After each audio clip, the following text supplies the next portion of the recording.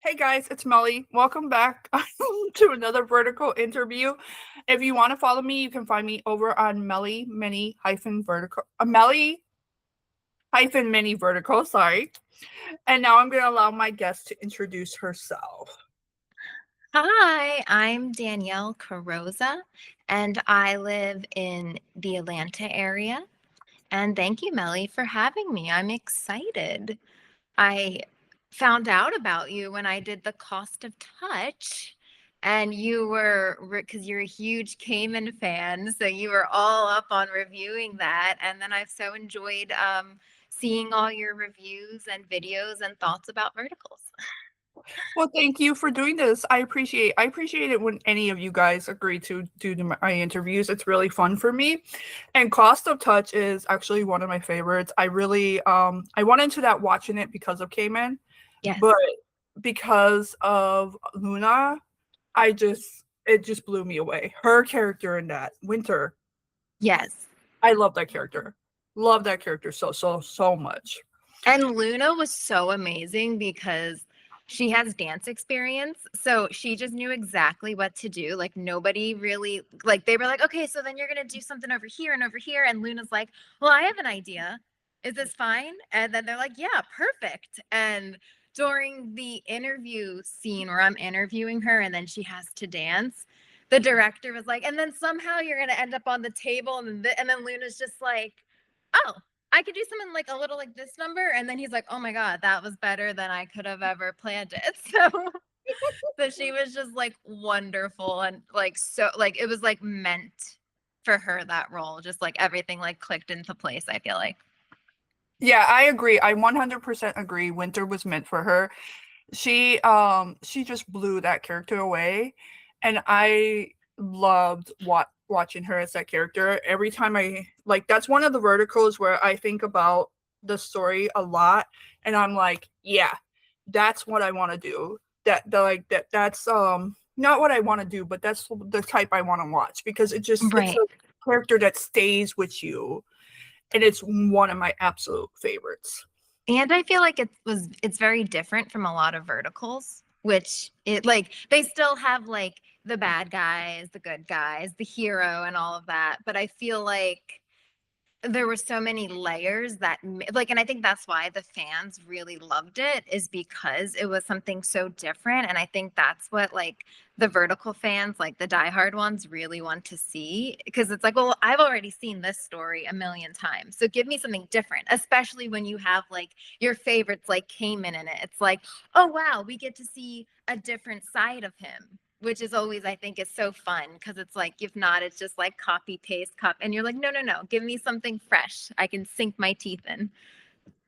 Yeah, and I think it's so funny because I'm seeing that vertical now be copied, and I'm like, and this is something that I think is very hard to do, is that when you watch a vertical that good, Hmm. you're sitting there and you're like, I'm really, really impressed by this vertical.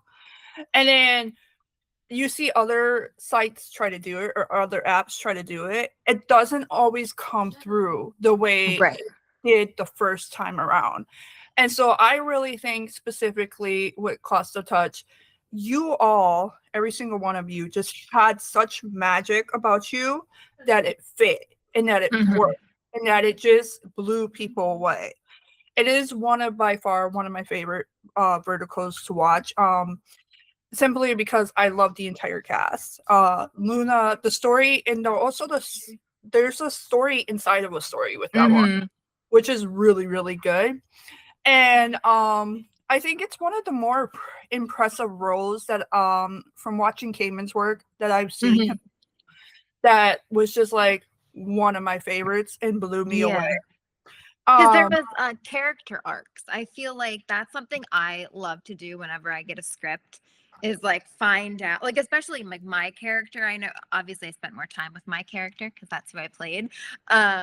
But I always love when a character goes on a journey, whether it's for the better or worse. Like my character went on the journey for the worse.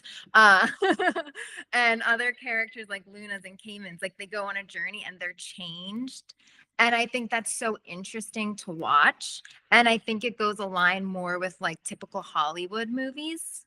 because it's like if a character stays the same the entire time, it's not that interesting. But then like Luna and Cayman's character, they like met each other, and through their relationship with each other, they changed and became better people, which I always think is what people love to see, because like that's why people are in relationships, you hope, is to become a better person. And Luna too, I think her as Winter gave a touch of realism to the vertical world. Because these characters, you see people like Winter all the time. I was telling Luna this. I'm like, I've been around people like Winter. I've been around those type of people, and it's just amazing the amount of stories that they have alone where perseverance Yes. and overcoming. And it's so awesome to watch when you see that touch, that reality come to life on TV, because it really ever does. And so when you get to see it on a screen and you get to see somebody act in that role and they're really like doing the role as you would see in real life, it just makes the whole thing so much better. 100%. So I'm gonna get into the first question now. Oh yeah, sorry. I'm just gonna rant to you about random things you're not asking me. No worries. No, that is totally fine. I'm glad we got into the topic of that one, because I really do love that vertical. It's one of my favorites. Oh, I love to hear that. Something fun we should know about you, either personally or acting. Ooh, something fun about me is I have a YouTube channel where I read children's stories aloud on it, That is cool. which I love. And I feel like I a lot of times play the mean girls in verticals. So I feel like I'm adding negativity in those worlds, and then I can add positivity in my YouTube channel where I read stories and like sing songs and all that stuff. That is really cool. And just going back to what you said earlier, this is why I allow 2 hours for these interviews, is we get off topic. I actually have such a funny story. So I like communicate with all the authors whose stories I read, because like I'm not ready to steal somebody's work or whatever. So I like communicate, they give me permission, they send me their book. And the trailer for The Cost of Touch came out. And in the trailer, I say something about like, oh, look at that slut.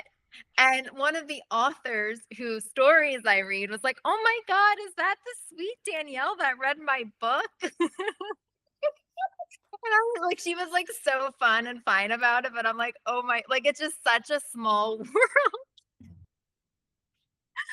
Because that was like my only part in the trailer, I think, is like, look at that slut or whatever wild thing I say. And I'm just like, oh my gosh. Your character was really kind of, how should I say it? She was very vindictive. Like when I watched her and I was like, oh yeah, they really pushed it with that one, because like her and I think he was the Sheik. The Sultan, yeah. Yes. Those two characters, I was just like, ooh. Well, it's so funny because I'm reading it and I'm like, oh, Jenny's just a little heartbroken girl doing things. And then as I kept reading, I'm like, oh shit. Like it started off with like, okay, you're jealous. I'll get behind that. And then I'm like selling people's sisters, and I'm like, okay, girl, I tried to have your back, but now you've just gone too far. Yes, that part. I think that part too, really at the end with the whole sister situation, was just like a big whoa.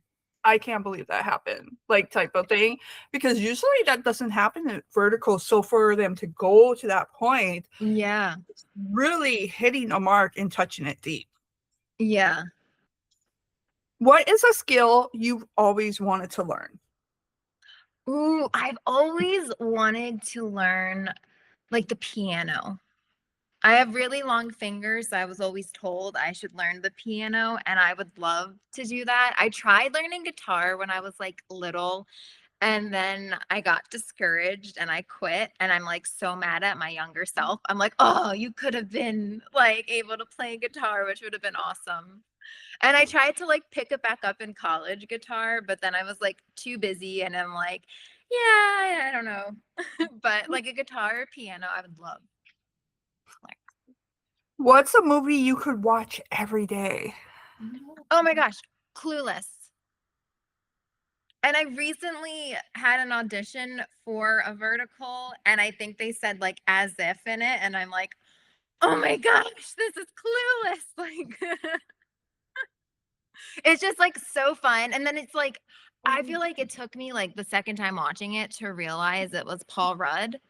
Cause Mhm. I'm like, oh my gosh. I'm also a huge Grease fan. I love me like 20 something year old John Travolta. And a funny thing about that is so I was like obsessed with Grease when I was a little kid. And then the next film I watched after that, that John Travolta was in, was Hairspray. And I was devastated. Like, I remember the preview coming out, and my mom was like, Danielle, that's the guy who played Danny in Grease. And he's a woman in Hairspray. He does a great job. But like, 10-year-old Danielle was like, but he was so hot. I'll tell you a funny story that I heard many, many years ago. Kelly Preston, his Mhm. wife. I don't know if you ever heard this story. She walked out of Greece, seen it, and she looked at the poster and she goes, "That's gonna be my husband." And then she ended up marrying him. I love that. There's some people like that who are like, yep, that's my person. Like, and it's like, oh, okay, okay. And then I'm the same way. Like, I love Grease. It's one of my favorites. I like the original, although everybody tends to like the second because I guess it's more female empowerment in it. I have not seen the second. I started it and then they sang a song about reproduction that was like not hitting. And I was like, I'm just going to stick with my OG one. My thing with that one is the music. I really did not feel like the music vibed at all with that. Yeah. And then Dirty Dancing. I'm a big Dirty Dancing fan, but I like both. There's a modern version of it, and All then right. the original one with Patrick Swayze and Yeah. Jennifer Grey. I like both because I feel like the Jennifer Grey one was all music, and the new one Hmm. is more got a more plot to it that ABC did. I And don't know then if I've seen the new one. oh, if you ever see it, it's got what's her name? I think Abigail Breslin in it. She plays Baby. Okay. It's really, really good. And then Footloose also. I like the old one and the new one. Gotta cut loose. Hmm. I'm a huge like theater nerd. Yeah, I think that's the one thing people don't know about me is I love musicals. So I've probably seen any musical, every musical out there.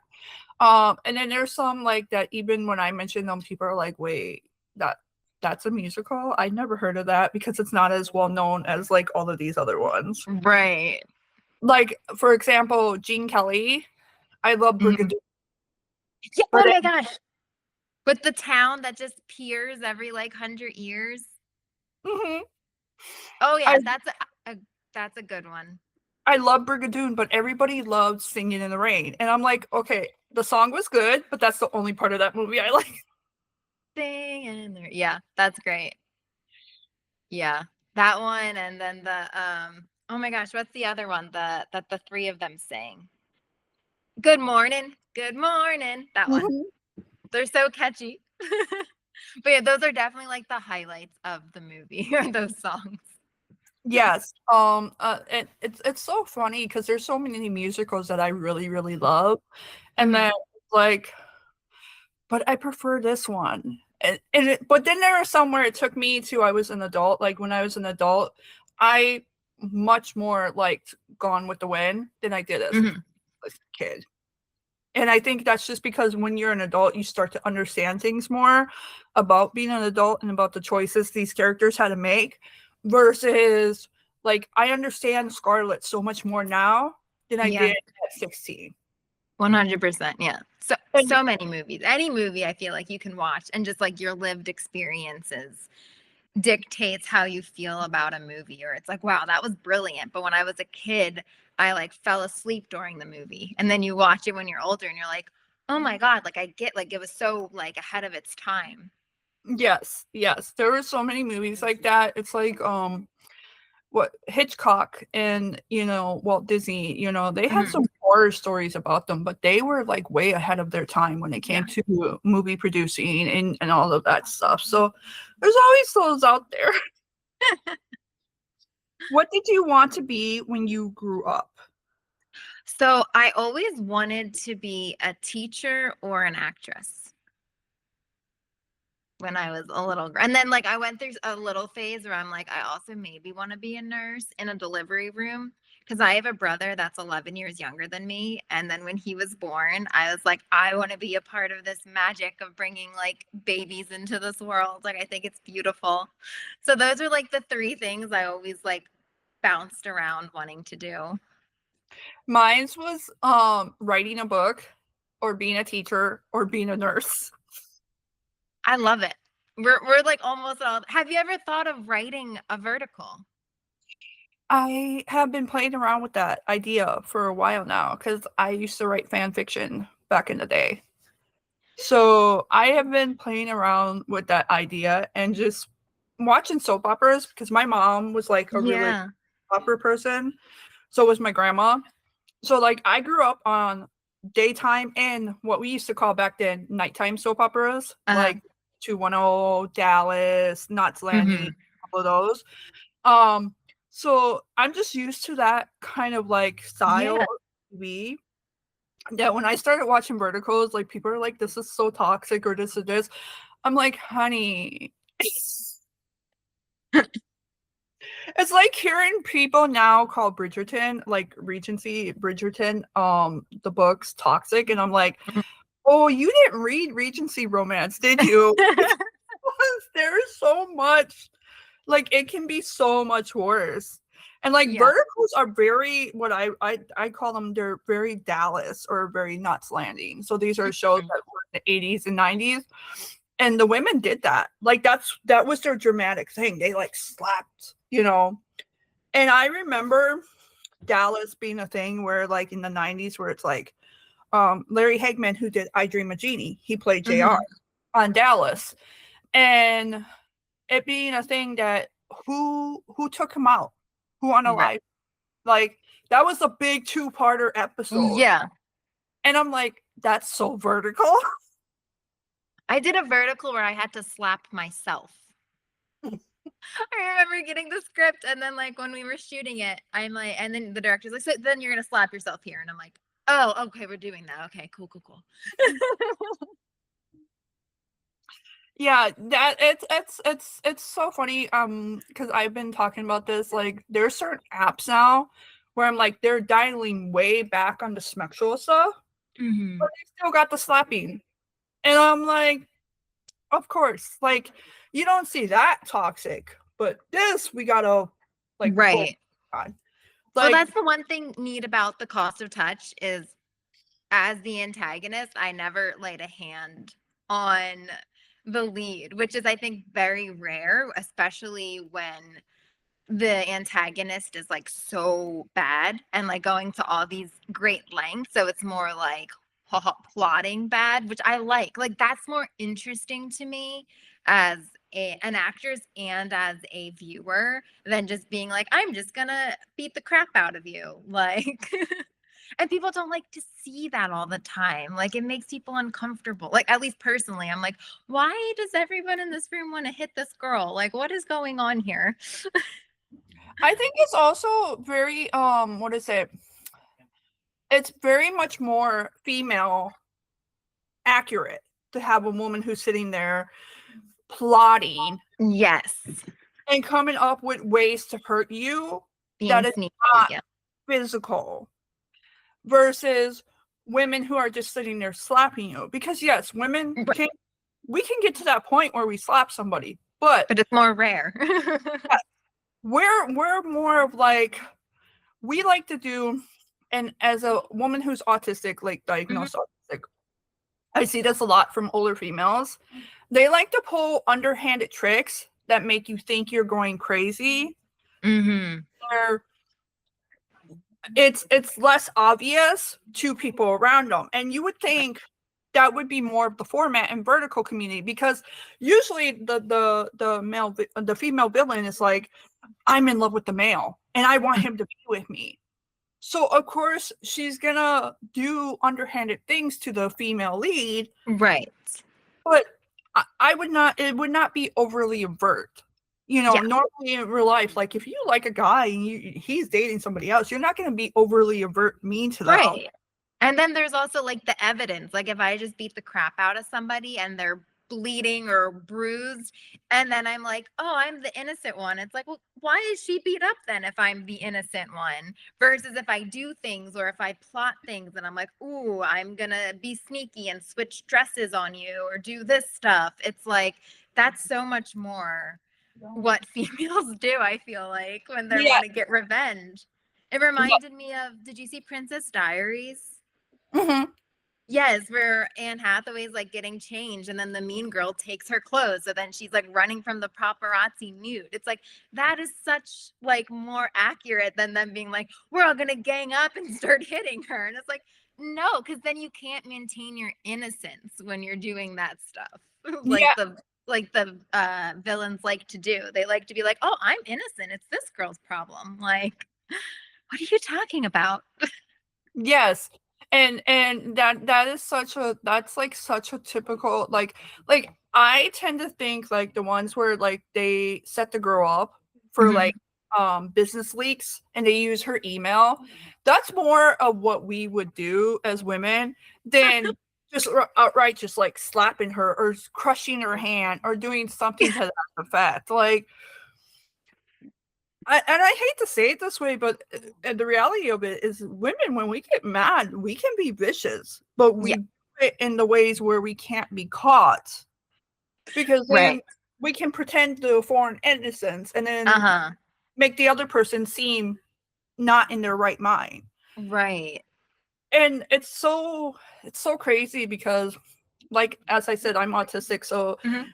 as somebody who recognizes patterns really well, and I see it a mile away, I can already clock a woman who's about to pull some petty stuff with me because of for whatever reason that I upset her. Like I don't know. Mhm. It could just simply be because I'm really super nice, and a lot of people take that as kissing up in the real world. Mhm. And so I will clock that, and I'll be like, no, honey. And then I stop talking, and then I pull back, and then I'm Yeah. not self with them, and then they're like, ooh, what's wrong with you? Why you know? Mhm. I already saw what you were trying to do. Yes. No, I'm one for removing myself from situations. It's like that's easier than than trying, because then it's fake too. If you see somebody's motives and you still continue to hang out or chat with them, you're just like, no, no, like, no, let's just remove ourselves so it doesn't escalate. Yep, I'm the first one. I'm like, if you don't like me, please go the other way. And if I catch you not liking me and I know you're not liking me, I'm going the other way. Well, that's the thing with social media that's wild to me. It's like if you don't like what somebody's posting or doing, especially like if it's just like reviewing movies or whatever, it's like just unfollow them. Like there's no need to be mean or rude. It's like nobody's making you sit there and watch my stuff, you know?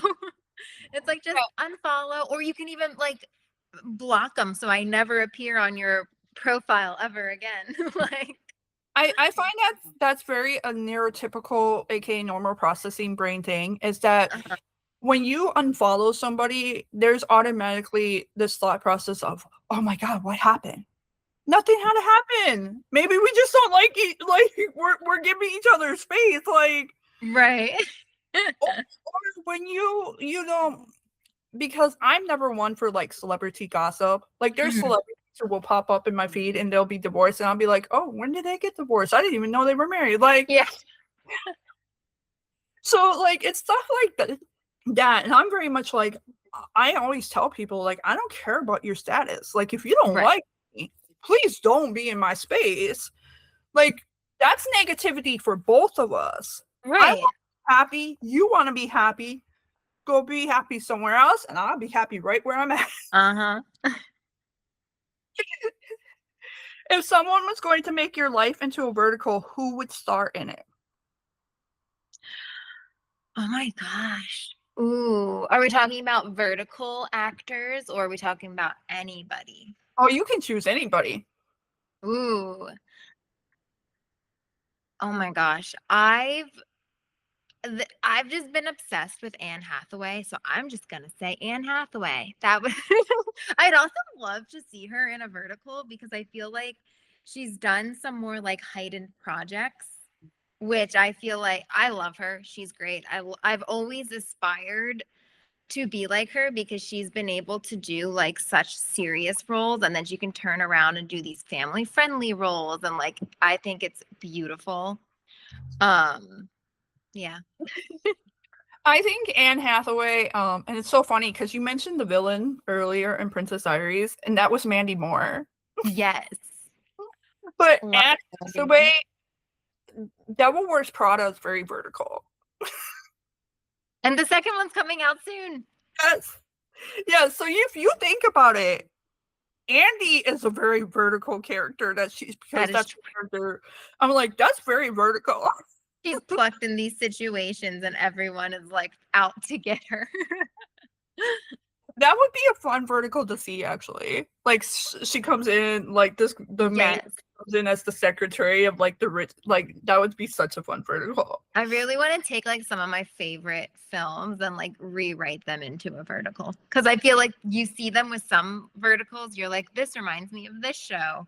So I kind of like want to do that, being like take the premise of something and like reshape it and make it vertical. Yeah, I think a really good one for that would be Sweet Home Alabama. If you ever seen that Reese Witherspoon. I think I saw them many, many years ago, but I don't remember it too well. But yeah, yes, it's very Hallmark type where she like comes home and finds the guy that she likes. Yeah, she was married before she left Alabama, and she became a Okay. fashion designer. She leaves her husband, becomes a fashion designer, and then she meets the congressman of the local Hmm. area. They end up dating, fall in love, getting engaged, and then she has to go home to Alabama to get a divorce from her first husband. Okay, yes. And then he doesn't want to give her the divorce because he thinks he's trying to bring her down, humble her, and all Uh-huh. that stuff. And in the process, they end up falling in love again. And so she ends up leaving the other guy at the altar. Hmm. Both guys aren't bad, like they're neither one's the villain, but she just chooses the one that she feels more at home Right. with. I really think that would be a good vertical. Which I love. I love when they have two good options because then you don't know where the ending is heading versus when she's like with this abusive guy and then there's this nice guy here. It's like, well, clearly she's going to end up with the nice guy. So I always love when there's two good options and then you're really like, okay, which one? Which one? Like it makes you want to watch to the end. Yeah, and I think verticals are good. They can do that if they want to. Mhm. I some where the girl has like three guys protecting her, and you're like, oh, they're all really nice. Who's she gonna end up Uh-huh. with? And then it takes you a moment to figure it out. So there's been some good ones like I that. love that. Yes, I love that because I like when the audience gets to choose who they hope she ends up with, and then you're like, "Ooh, it's a surprise." What was your first performance? And this can be your first performance ever. It doesn't have to be associated with verticals. So my first ever performance, I think I was in like fourth grade, and we did the Star Belly Sneetches book by Dr. Seuss, where they Hi. have stars and they're like, we're hoity toity because we have stars on us. And then the Sneetches that don't have stars like go through this machine to get stars on them. And then having a star is not cool anymore. And then they just keep going back and forth on getting stars, taking stars off. And then at the end of the day, they're like, well, we don't know if we were a star belly sneecher, but not one. And it's a really cute story, but my first like acting class we performed that and we were Sneetches and I still have pictures of me doing this and so that was like my first ever performance. My first ever like movie that you can go and watch is called Getaway, and it's a horror film. And I really like it. Like if you like campy horror films, it's a really fun one. I think it's on Amazon. That's really awesome. I always laugh because like everybody in the vertical community is like, "Oh, I'm about to do a horror film, or I want to do a horror film," and I'm like, "Guys, I love you, but I will not be watching horror." That one, yeah. I recently gotten into watching them because for the longest time I'm like, I'll act in them. And I think that's why I did such a good job, is because I'm actually scared of things like all the time. Because I realized I have a really good like horror movie scream. And one of the bad guys had to chase me, and I'm like, literally just chase after me and I'll get scared. So like just go for it. Like because like I'm like, anxiety, like My thing is blood and guts. Like I can't. Mhm. That's why I couldn't become a nurse because I can't like see too glorified stuff. Yeah. Give me a good psychological thriller like Hitchcock where it messes with your Mm. mind, and I'm like, oh yeah, I'm gonna sit for that whole thing. Like I still to this day cannot see birds on a line on a electric line without being like, okay, that's just really creepy, like Yeah, type of like stuff. no. What techniques do you use to get into a role? So it really depends on the role, because I feel like some roles you just really connect with, or even like some scenes you really connect with, and you don't need as much in it. But as I said before, so I'll take the whole script, like I read the whole script, and then I take all of my scenes and I try to find like what journey my character is going on. And then I think it makes it interesting. And then also, as a supporting character, which I normally play, it's like the story is not about me.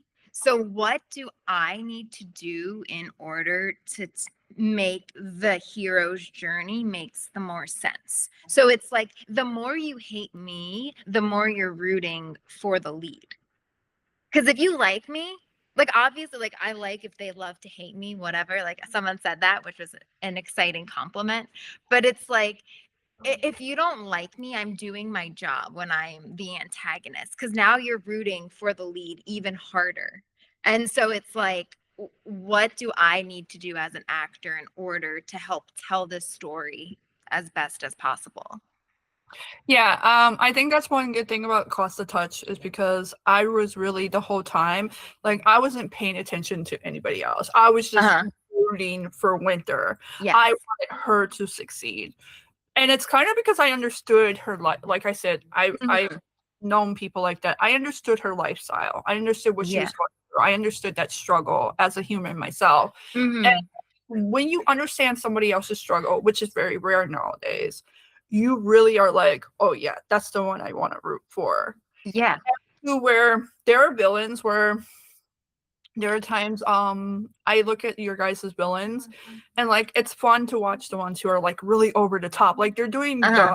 the you know stuff like trying to take out her car or something, but in a funny, dumb way, they're Yeah. over dramatic, like, oh my god. Or the ones who are just like being a villain. But then there are Yeah. times where I look at the villains and I'm like, oh my god, that was like it hit because it came off so realistic because you could see Mhm. something in that. But at the time, you're like, that girl is insane. Yes. And I say that girl because a lot of times like we have some great male vertical villains, Mhm. but we don't see them used as much as we do Yes. women. Which is Mhm. really sad because some of the men are really fabulous at being that villain and pulling it off. Right. And it's interesting because like we see so much of like the females being jealous, but it's like men get jealous. Or it's like it's so interesting, like if the guy is pining for the girl, but the girl's in love with another guy. And it's like, let's see him be a little evil and hatch plans. Yeah, and you don't ever see when they bring up that type of plot, and I've seen Mhm. a few verticals where Yeah. I is like the one who's like jealous or like, um wants the girl back and it kind of gives off that villain arc a little bit. Uh-huh. Really, they just go like crazy, like they're just like sitting there like, oh my god, I can't believe she left me, and da, da, da. Whereas women are like, oh my god, he left me and let me plan out XYZ so I can get him back. Because that's women are planners. You know? We plan. No, but yes, no, I agree with you. Where it's like that would be so interesting to see like the flip. Like I want to see because like girls get terrorized all the time in verticals. It's like, can we see a man getting like not terror, but like can we see things happening to a man? Like maybe they're trying to ruin his job because they're jealous that he's with this girl. Like that would be interesting. Hmm. And like there was one I saw with Mark, I think Mark Harmon, Kylie Pearson, and Brooke Motrom. Now Mhm. Brooke Motrom was the villain, scared the other crap out of me. Um but Mark, like he doesn't realize, like there's something with his memory where he doesn't realize that Kylie is the loving wife that he's always Okay. with. And Hmm. so taking all this toxic stuff on from him, plus the villain Brooke, who's trying to get with the guy. Yeah. And then she ends up losing her baby and losing her life to cancer, like just like two things on top of one Oh my another. gosh. Yeah. And at the end, Mark's character is just like, now he wakes up and he realizes what the villain is. And when he goes and searches for his wife, he's just sitting there hopeless, like all in tears because he can't believe she's actually gone. And everybody keeps telling him, like, no, dude. Yeah. And I'm just like, that is such like crazy the way they still try to play the male off as the victim, even though he did all of this toxic stuff to begin with. Yeah. And And I'm like, you're like, mm-hmm. Wanda, I always say, Scarlet Witch, Wanda said it best when she said, Mm-hmm. if you do it, you're the hero. If I do it, I'm the villain. And Yeah. I think that fits so well with women villains versus male villains in the vertical community. Yeah. Yeah. And probably society too. Like if you think of it as a whole, it's like if a woman does something, it's like, oh my God, how dare her? Versus if a guy does something, it's justified. And Yes. it's like, oh, well, we can redeem that. But when a woman does something, it's like, oh my God, she's done. Like, Mm-hmm. Mm-hmm. And women can't do anything without being a damned if they do, damned if they don't type of right. situation. Mm-hmm. What do you, and I'm not sure if I asked you this question already, what do you think makes a performance most believable? Ooh.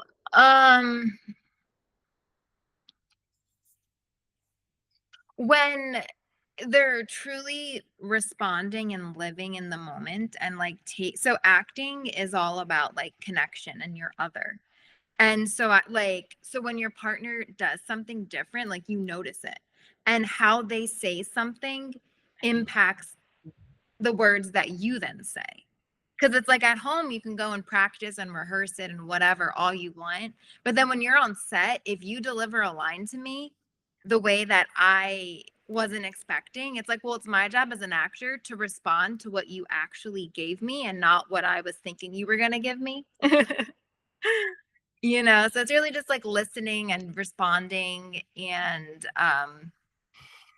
I feel like when you're impacted by a performance, that's when you know they did a good job, where you're just like, wow, I felt that. Whether it was you made me feel mad, you made me feel sad, you made me feel whatever. I kind of think that's a thing that is very relatable to my interviews here, Mhm. because it all depends on how like the interaction between us go off, because I have some really interviews that I look at and I'm like, oh my god, that was so cool, like I just got revised. And then there's some where I'm like, oh, we were both so nervous in that moment. And I'm like, guys, trust me, like I take these interviews very professionally, Uh-huh. but I can be very open. It just like depends on how our interaction comes across. Right. And And it's even just talk. Oh, sorry, I just cut you off. But just like for this, it's like if you came in here because you have questions prepared, but if you only got to the questions and didn't say anything else, it's like, oh, okay, and like that's sometimes how acting is, where it's like, I'm hitting my marks, these are what I wanted to ask you, and that is it.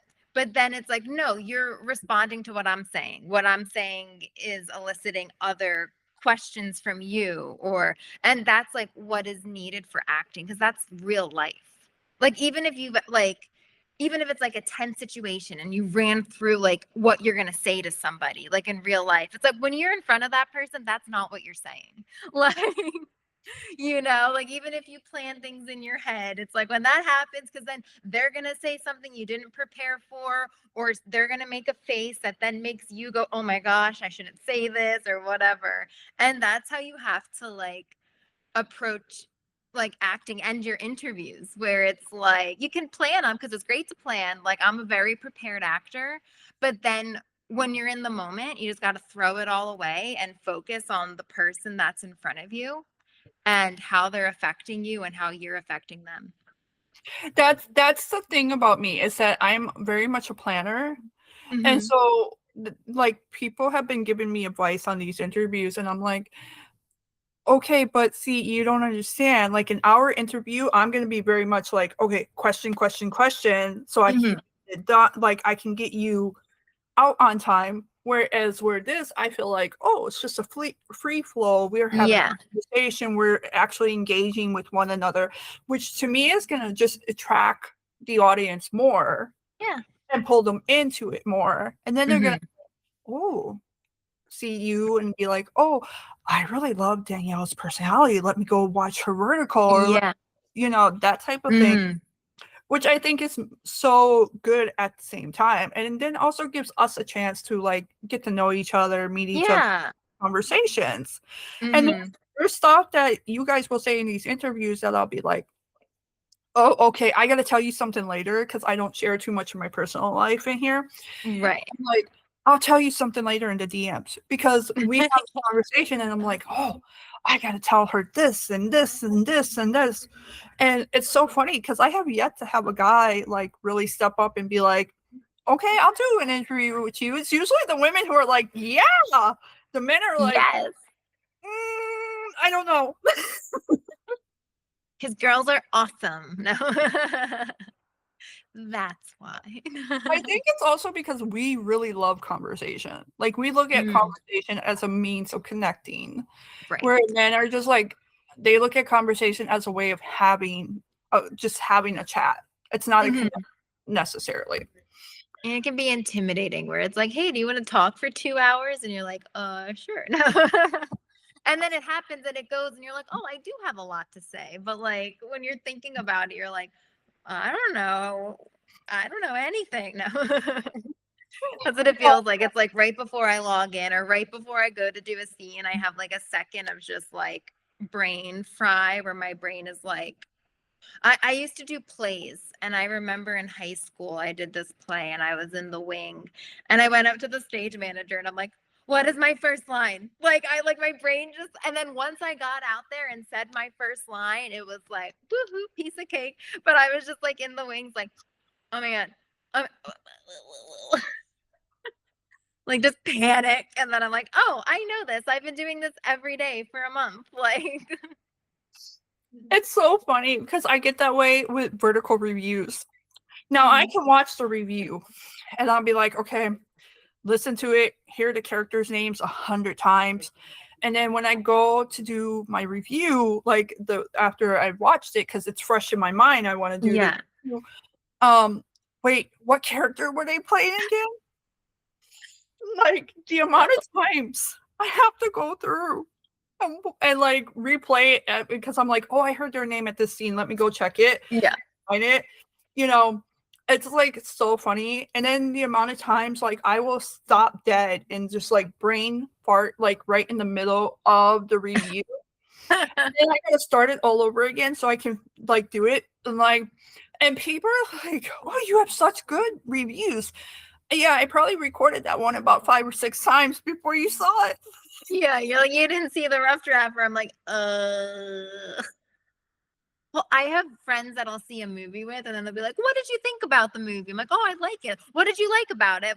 And I'm like, and then I feel like I didn't even watch the movie when they're just like asking me all these things, and I'm like, "Was I there for that?" Like,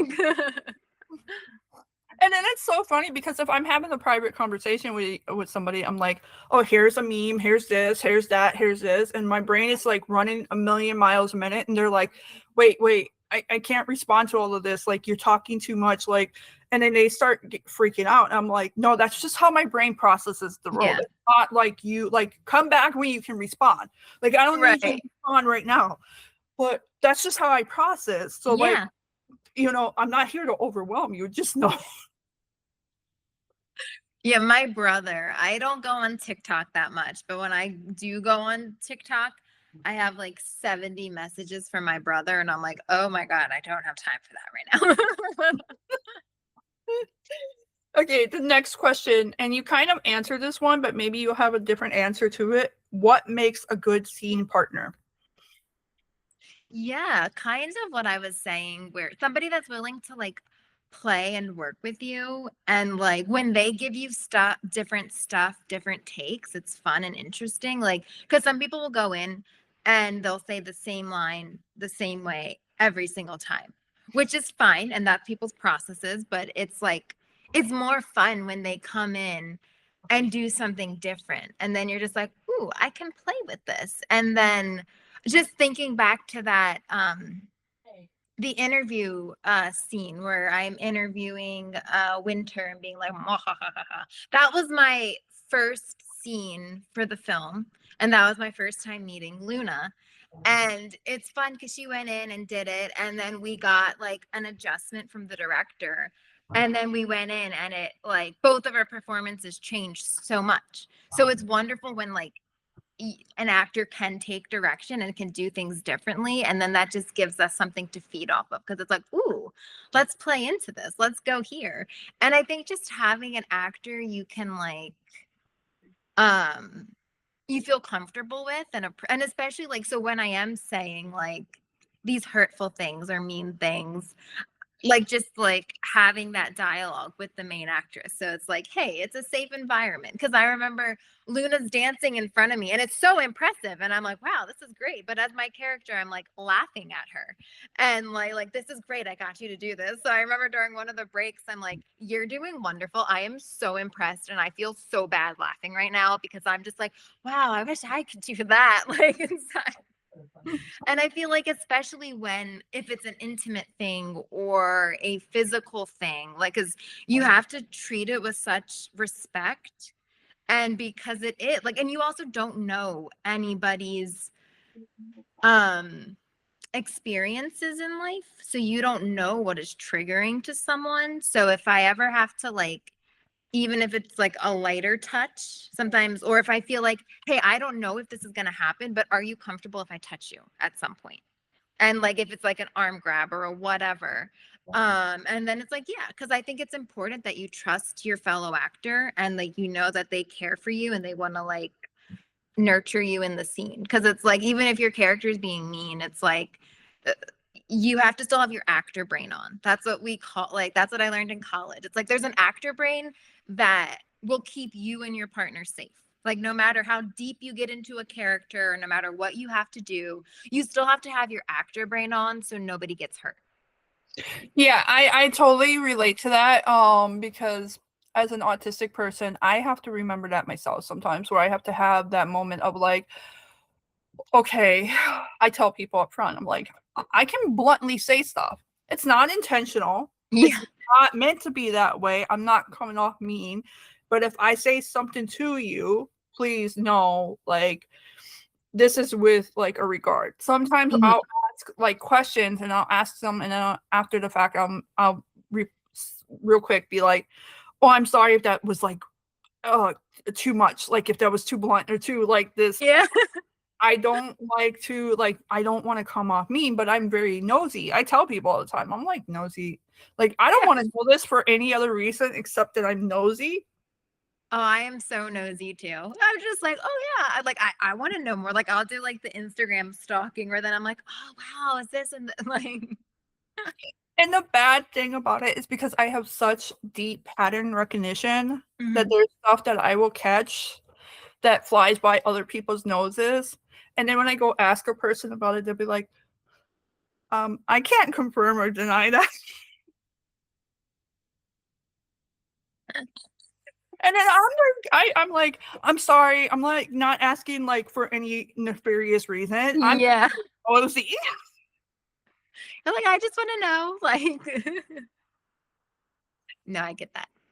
Yeah, and so I'm very much like that. And then like it's just weird, like the conversations I've had with people where I've had Mhm. to tell them like I've had people who will message me and be like, "Oh, I'm sorry I didn't reply back soon enough." I'm like, I wasn't worried about that. like like They're like, we're good. yeah, because I think people get that from me because I talk so much about my autism. They Mhm. don't understand that my autism is me talking about it is me educating other people on the experiences or the way my Mhm. brain processes the world. Right. It doesn't mean that I'm saying to you, change the way you are. Right. But I'm you're just explaining yourself. You're like, this is why I do X, Y, and Z is because of this. yes. And I'm just asking like people to have a little bit more grace. Hmm. Because the often response as an autistic, especially like diagnosed autistic female who's very capable of being in the world, and Right. because I've had public speaking classes in college and Hmm. critical thinking classes, the often response is either I'm doing this on purpose, I'm not really autistic and I'm just playing a game with people, or um I'm too stupid to realize the little digs and the stuff that they're pulling off, you know? Yeah. And a lot of it comes down to my pattern recognition Mhm. because I can pick up on patterns so easily and I can see like I've experienced that toxic experience with somebody else. So I see the Mhm. same pattern in you. Yeah. They're like, oh, wait, she's not really autistic because she caught on to what I was doing. Or she's not gonna be smart enough to catch on to what I'm trying to pull here, you Oh, know? interesting. Yeah. So it can be really Yeah. hard to live in the world. And I think too, and the other thing too that is often about it is that people are like, um, late diagnosed autism. Yeah, well, because women, we know this, women are trained from a very young age to smile, to be Hmm. pleasing, to be appropriate to the eye, to be Hmm. people. And when you're autistic, it's drilled into you even more. Don't react too excited. Don't talk about. I remember being a Power Ranger fan as a little girl, and my whole family saying, "Oh, why do you like Power Rangers for? You're not a boy, you're a Yeah. girl. Like, why would you like that for?" And even though there were two women on the show, Yeah. it was still very much like, "Why would you like that for?" And so I want 2 years of watching Verticals and never reviewing them, never talking about them Uh-huh. because that was a cringe. And as an autistic person, you learn to hide the stuff you like because there are always going to be people around you, female, Hmm. male, who look at you and say, well, why would you like that for? That's just silly. Like, Yeah. and so a lot of times when I'm talking, I come off very intimidating because I learned to hide the stuff I liked because of society and its demand. Hmm. And that also, in turn, taught me to hide my autistic nature, taught me to hide my autistic thoughts, you know, Right. and my experiences. Like to this day, I still won't cry in front of people because if I'm crying, that means I'm showing you an Hmm. vulnerable side of me, and I'm very protective of that side. Right. So that's it's weird for me because like people think I don't cry or I don't experience pain, Mm. because I come off so like intimidating, nonchalant. Right. And in actuality, I experience pain a lot. I just Yeah. tend to hide it from people. Yeah. And it's like we all show things in different ways, but it doesn't mean we still don't feel, you know? And like even like the really great actors, it's like they can experience pain in so many different ways based on like their character, you know? And one of the things that like remember in acting class where it's like it's more interesting to an audience seeing someone fight back tears and seeing someone cry. That just reminded me of that. I know it's like not exactly what you were talking about, but that just reminded me of those things where it's just like seeing people's strength. Cause isn't that so much more real? Cause it's Mhm. like in real life, if I'm upset, like if I'm by myself, oh yeah, I'll just cry. I don't need to feel the need to hide it. But it's like if somebody's making me upset, it's like, well, I don't want them to see how they're affecting me, you Mhm. know? Unless you're trying to be like, "Look what you're doing to me." Like, Yeah. but it's like in most of life, like we don't want people to know the power that they have over us. Exactly, exactly. And that's why I think I escaped to cosplay because cosplay allowed me to show myself and the stuff I found funny or the Yeah. sarcastic jokes or something like that, where it was a safety. Mhm. Like people would look at that and be like, "Oh, that's she's just cosplaying. That's not real." As to Right. where if it's just myself like posting a meme of a quote I like or Mhm. doing a sound I like, other people are like, "Oh my god, who's she mad at? Or who's that directed at?" No one. I'm just being me. Right. You're like, "No, I just like this." Yeah. Well, I can't speak for other like performers, but I know that's one of the reasons like I got into acting is because I didn't have like a lot of friends growing up and I was very shy and quiet. So I would like make up stories in my mind and like I like while other people were like talking to their friends, I'd have my ear pods in and like be like acting out like a show in my head. And like that was like my way of escaping and being like, well, I'm fine. I don't need like real friends. I have these friends that I'm like these characters that I'm creating and this like persona that I'm creating. And that like then became like an escape. And then I started doing plays and then like all of that stuff. But it's just like different outlets that like make you feel yourself and that makes you feel like, well, because like you, it's never fun having to like hide who you are or feel like you have to. Like I just remember I'm a very talkative person when you get to know me. Especially like when I was younger. Like now I've overcome a lot of like things I feel like I struggled with when I was younger. I remember I'd come home from school and at dinner I would just like rant and everyone's like, "Oh my God, Danielle, like let other people talk." And I'm like, "I'm sorry. I just was quiet all day long because I felt so like I don't have people to talk to during the day. So then when I'm with my people that I love and that I know care and love me, I just like cannot stop talking." Yeah, I relate to that so hard because I had like one or two friends in throughout school. And it was just because like I was always very protective of who I was because people, bullied me as a child. Yeah. So I had one or two friends throughout school and those were like the people I talked with. And even then they would be like, "You never come outside and play. You always want to be inside reading a book." Like my friends would have to drag me out of the house because I didn't want to be outside. And then the videos, like you were saying, like with my TikToks and my other videos, Uh-huh. it's literally just because I want to talk. Yeah. Like, and you don't really have those people around you.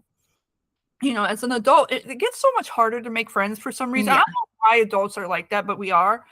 And so I'm like, you know what? I want to just talk about this topic. Like I saw it. I want to have a Yeah. I want to talk about it. I need to I process out loud. So I process Right. everything I'm thinking out loud. And so there's so many people who get so highly offended by video posts on Hmm. social media. And I'm like, if I'm stating something wrong, you can kindly tell me. But Yeah. other than that, you should not be offended by my videos I'm posting on social media because they're not Mhm. harming anybody. They're talking about my own experiences Right. a lot of the times, or they're talking about things I like. You don't have Right. to stay around that.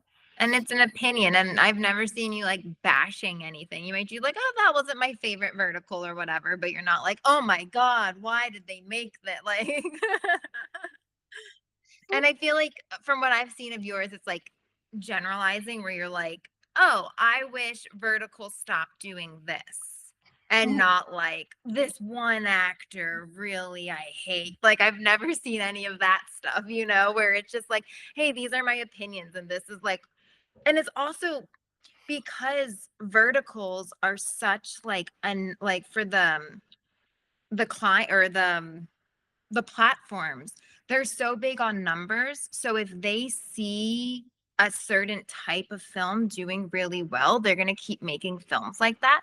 So Mhm. like it's important to voice like, hey, let's start watching and promoting the films that don't have this violence that we're trying to get away from. Because that's how you can like make an impact with the films that come out.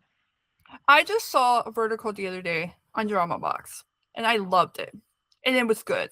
The plot Uh-huh. was good, but for some reason they stuck the stepbrother storyline in it. Hmm. Okay, now the stepbrother storyline can either bother me or not bother me.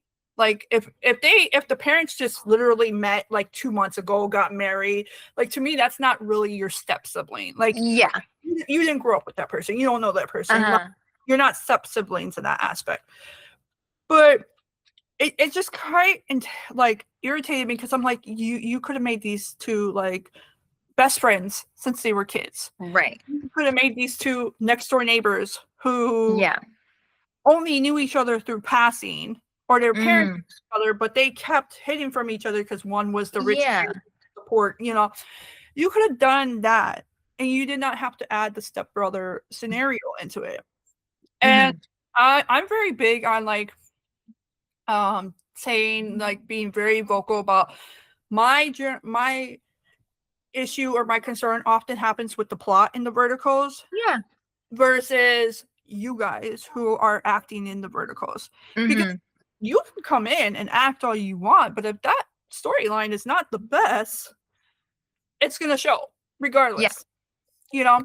You can only do so much, but like the words you're given and this, like at the end of the day, it's like I still have to say these lines, even if I can say them convincingly or whatever. It's like this is still the story. And as an actor, you can't just be like, you know what, we're gonna 360 this. Like, Yes.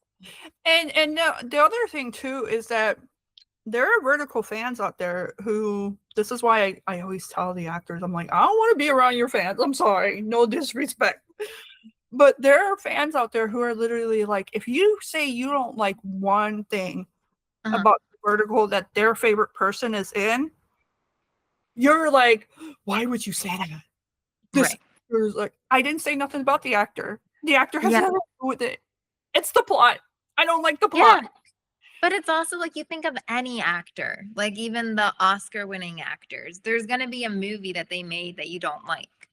And Hmm. it's like that actor didn't isn't the reason I didn't like the film.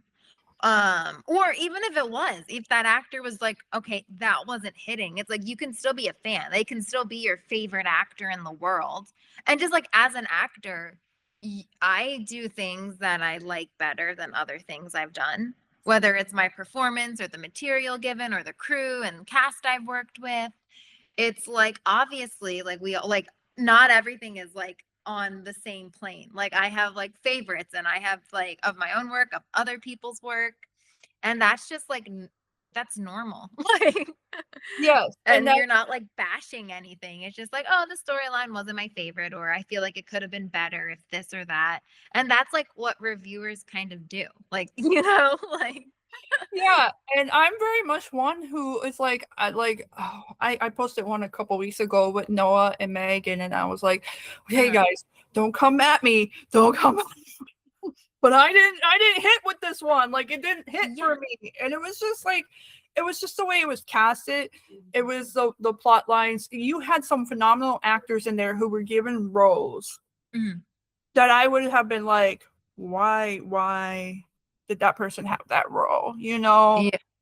they are so much more, they can deliver so much more, they can do so much more, and they have this like role. And it was just like, it was almost like a vertical, like they were like, here's the vertical, but guess what, we're gonna throw in all of these guest stars that you all know just so Mm. you to watch it, instead of actually giving these roles to people who will fit them, you know. Mhm. And I think that's another thing too. It's like actors go out and act and they give self tapes in order for you to find the best actor or actress for said role. Hmm. That actor is not matching up with that role. It's not on the actor. It's on somebody else in behind the scenes. Right. And so I personally I want people who, you're gonna come in, you're gonna get a phenomenal storyline. Kind of like the Cost of Touch, perfect example. You're gonna Yeah. get a phenomenal storyline, but you're also gonna get actors and actresses who match their roles. Hmm. And this is like that is one thing that I loved about Cost of Touch. Yeah. Because um Kamen was in his role as the male lead. But you Hmm. had Luna who was Winter. And Winter's story is so much more. It's so much deeper. It's where Kamen's just like the pretty boy off to the side. And you're like, yes, that's what I want. Yeah. But you don't see in like not directing this personally at Kamen, but like in Mhm. general, you don't see the actors and actresses running around being like to the fan, oh my god, I can't believe I had to be like a side character. I was the Yeah. main lead male, but I was the side character. Like you don't see that Hmm. conversation, and so for fans to have that audacity, Yeah. it rubs me the wrong way sometimes. Well, and I think it's exciting for actors when they get to like play different types of characters. Like as we talked about for Cayman, this was like a different type of character for him. So even if he has like less lines or he's not the driving force, it's like I still feel like it's fun and he got to support the story and tell the story, which I feel like is every actor's goal at the end of the day, whether you have 100 lines or 300 lines or whatever, you know. Um Yes, and the thing that he is really good at. I've seen some male actors, male leads in this community who are really really good at this. Is that they can easily step to the side, like they can go into a role and be the male lead and be like the uh, hero and savior. But then there's some who are really good where they can step to the side, like Kim did in that role, yeah. and look at Luna and be like, okay, I'm over here. I'll offer you as much support as you need. I'm gonna lift you up. I'm gonna make Mhm. you the best Winter you want to be type of situation. And I found a few men in this community like that. Came in being one, Mhm. Ua being another one. Richard Gerard is really good at doing that as well. So it's always fabulous when you get to see those male leads who are like, I don't have to be the main reason. Like, Yeah. I can stand there and I can support my female co-star and up Yeah. her role and put her role into the center where it's, Right. you know, Because it's like her story in this case versus sometimes it's like a joint story or his story. It's like, no, this is her story, and all the other characters are there to tell that story. yes. And as a male actor, no less, you have to be really strong and secure in who you are to do that. Because not Hmm. all men in this world can do that. So when you see a male actor who's able to do that, that is a fabulous job. Right. Okay, what is your funny or most memorable moment from your time on any vertical set? Ooh. This is just something that comes to mind. The first ever vertical I did, it's on Candy Jar. It's oh my god, His No More. They always change the names after you're done working on it. So sometimes it's so hard to remember the name. It's like, well, it was called this when we were filming it, and then it turned into this. It was just this funny.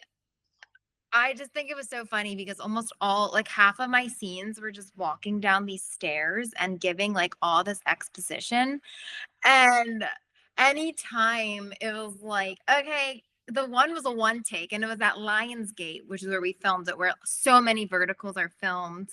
Um, and I just remember like being out of breath every time we had to reset. And then they're like, okay, action. And I'm like, 1 second. Like, and then the whole time, because it was my most tongue twistery lines I had going down this set of stairs.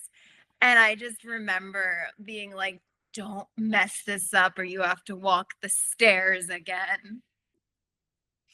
It's so funny that you mentioned Candy Jar because that is one app that I absolutely love their stories. So good. Yes, so good. Even their paranormal ones have like Yeah. this realistic aspect to them. They are so, so good. And it's because they're based off of books from independent authors. So you get these like like our I don't know if you've ever seen His No More. You should go and see it. It is fun. It's a little darker, but it doesn't follow any of the typical like vertical norms. And that was my first ever vertical. So I didn't, it was like newer in the game. So we didn't know it was like what the beast it was. And so that was just so fun. And I feel like it doesn't follow the traditional rules. And we had so much fun making that one. And the verticals are always just a wild time because you're on set for like 5 to 8 days and you're just like thrown in to do all these wild things. And in that one, the two leads had to like jump in the pool at the end of the day. And then more people kept jumping in the pool. And then The thing I think is that I don't think vertical apps have caught on to this yet, but their verticals that are based on books, even Real Short is like this. yeah. One, because Real Short for a while was writing their own books. They were Oh getting wow. authors to create books for them.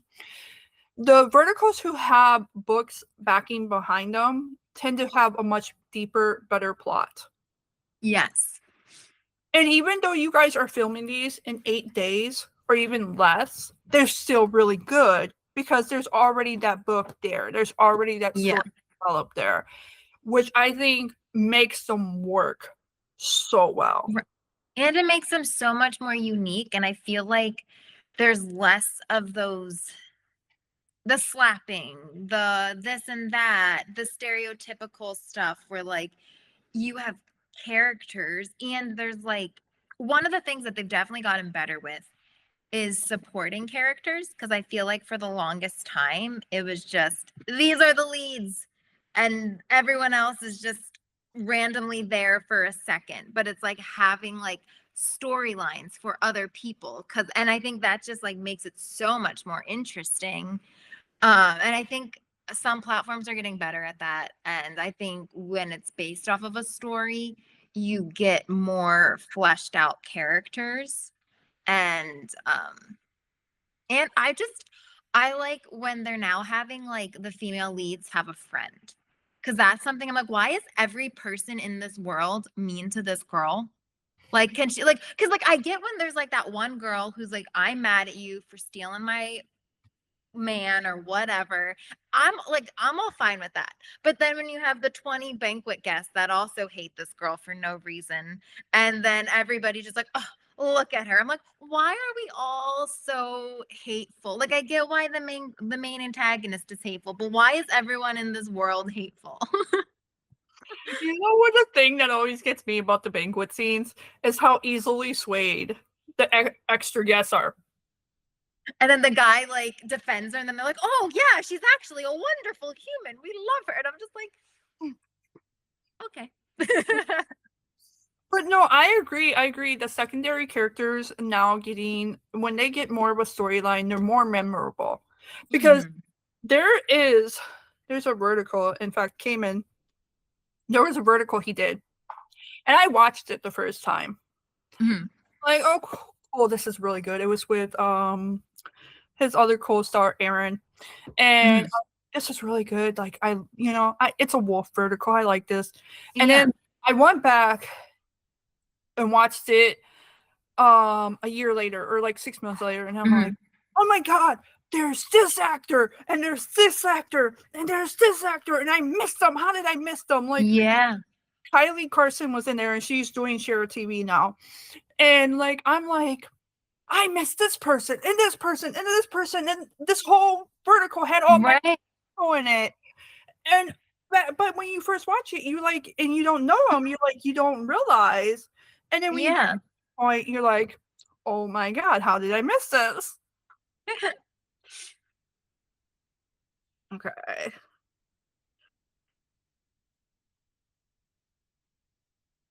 I got a little lost here. No worries.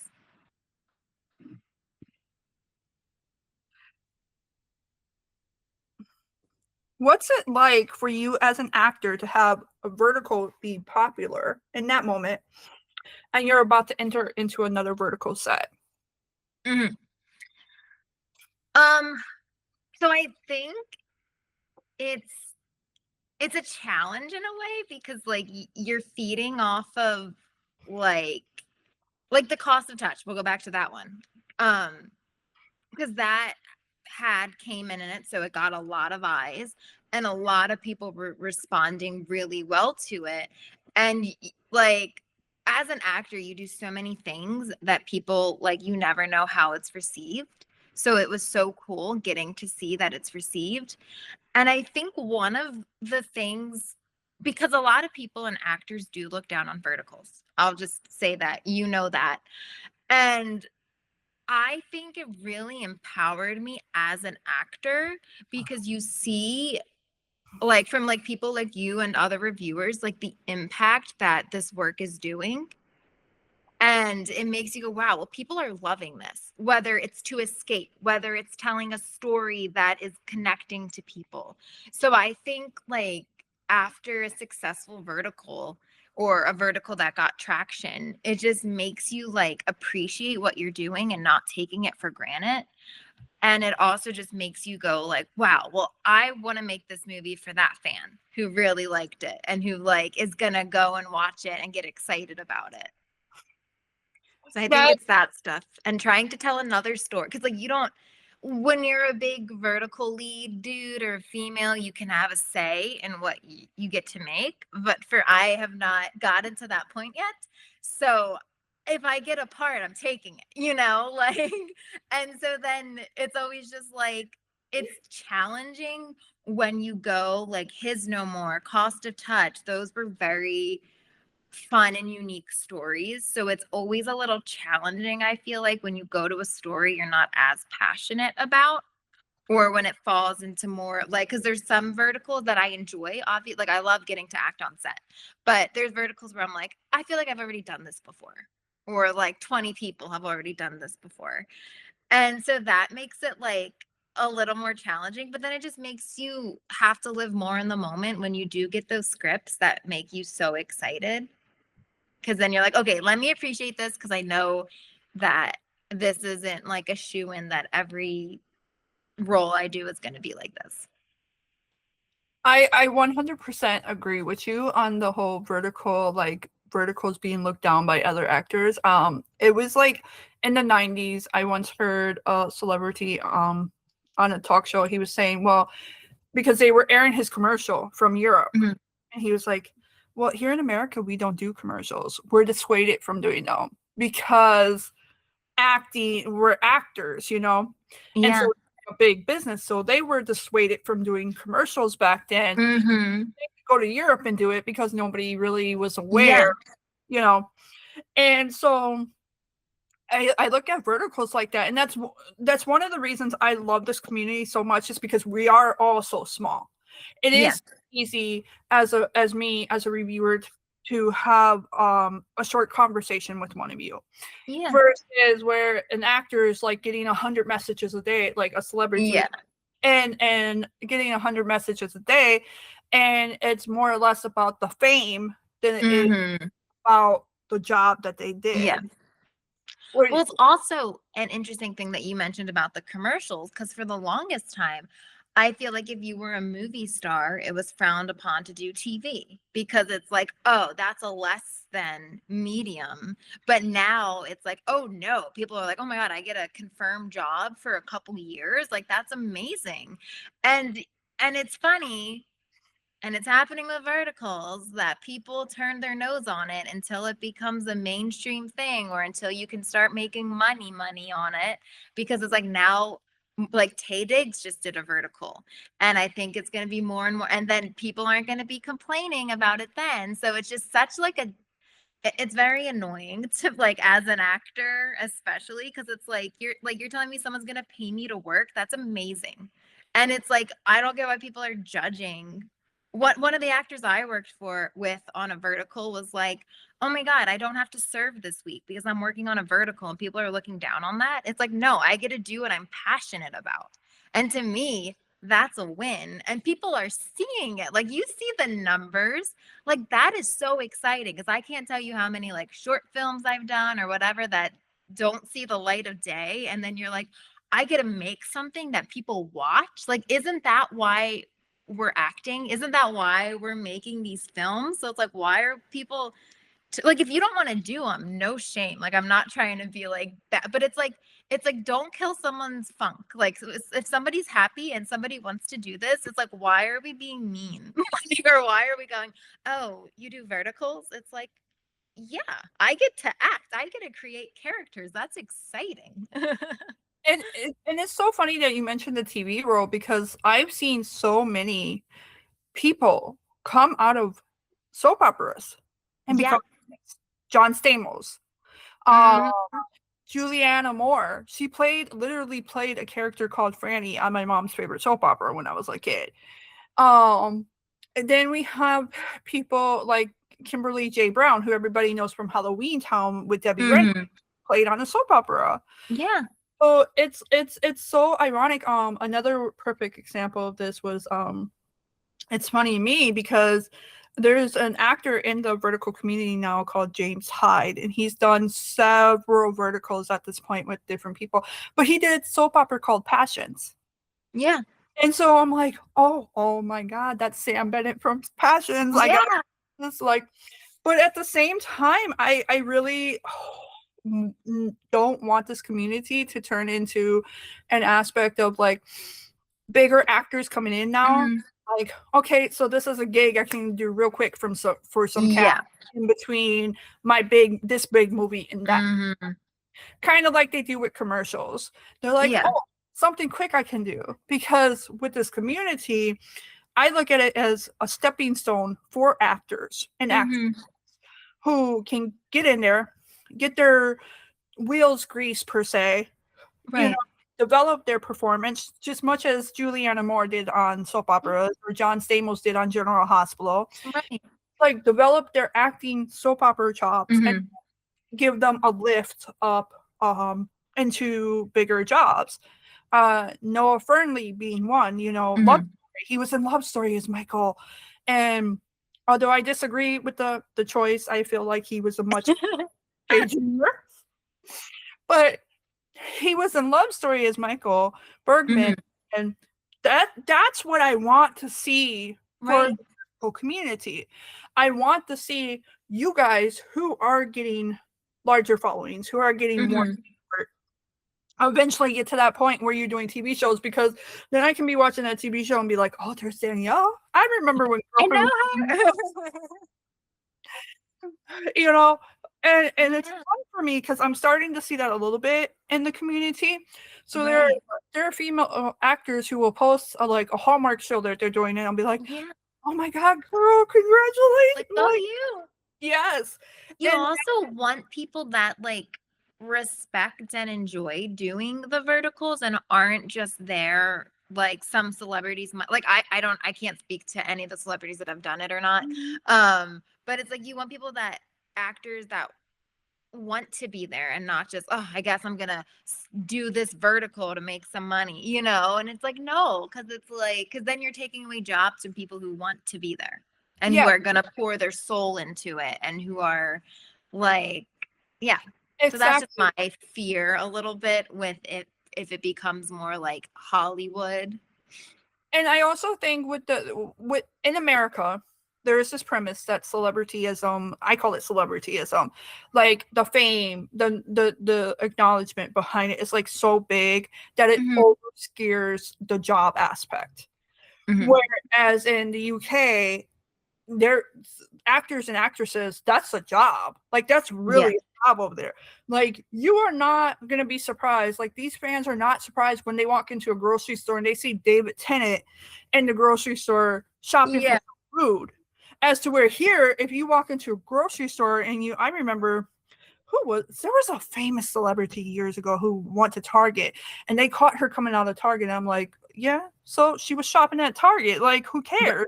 Well, the celebs are just like us. I remember reading that when I was a kid in the magazines, and it's like, well, they are people they that need to shop and need to get clothes and food like us. Yes.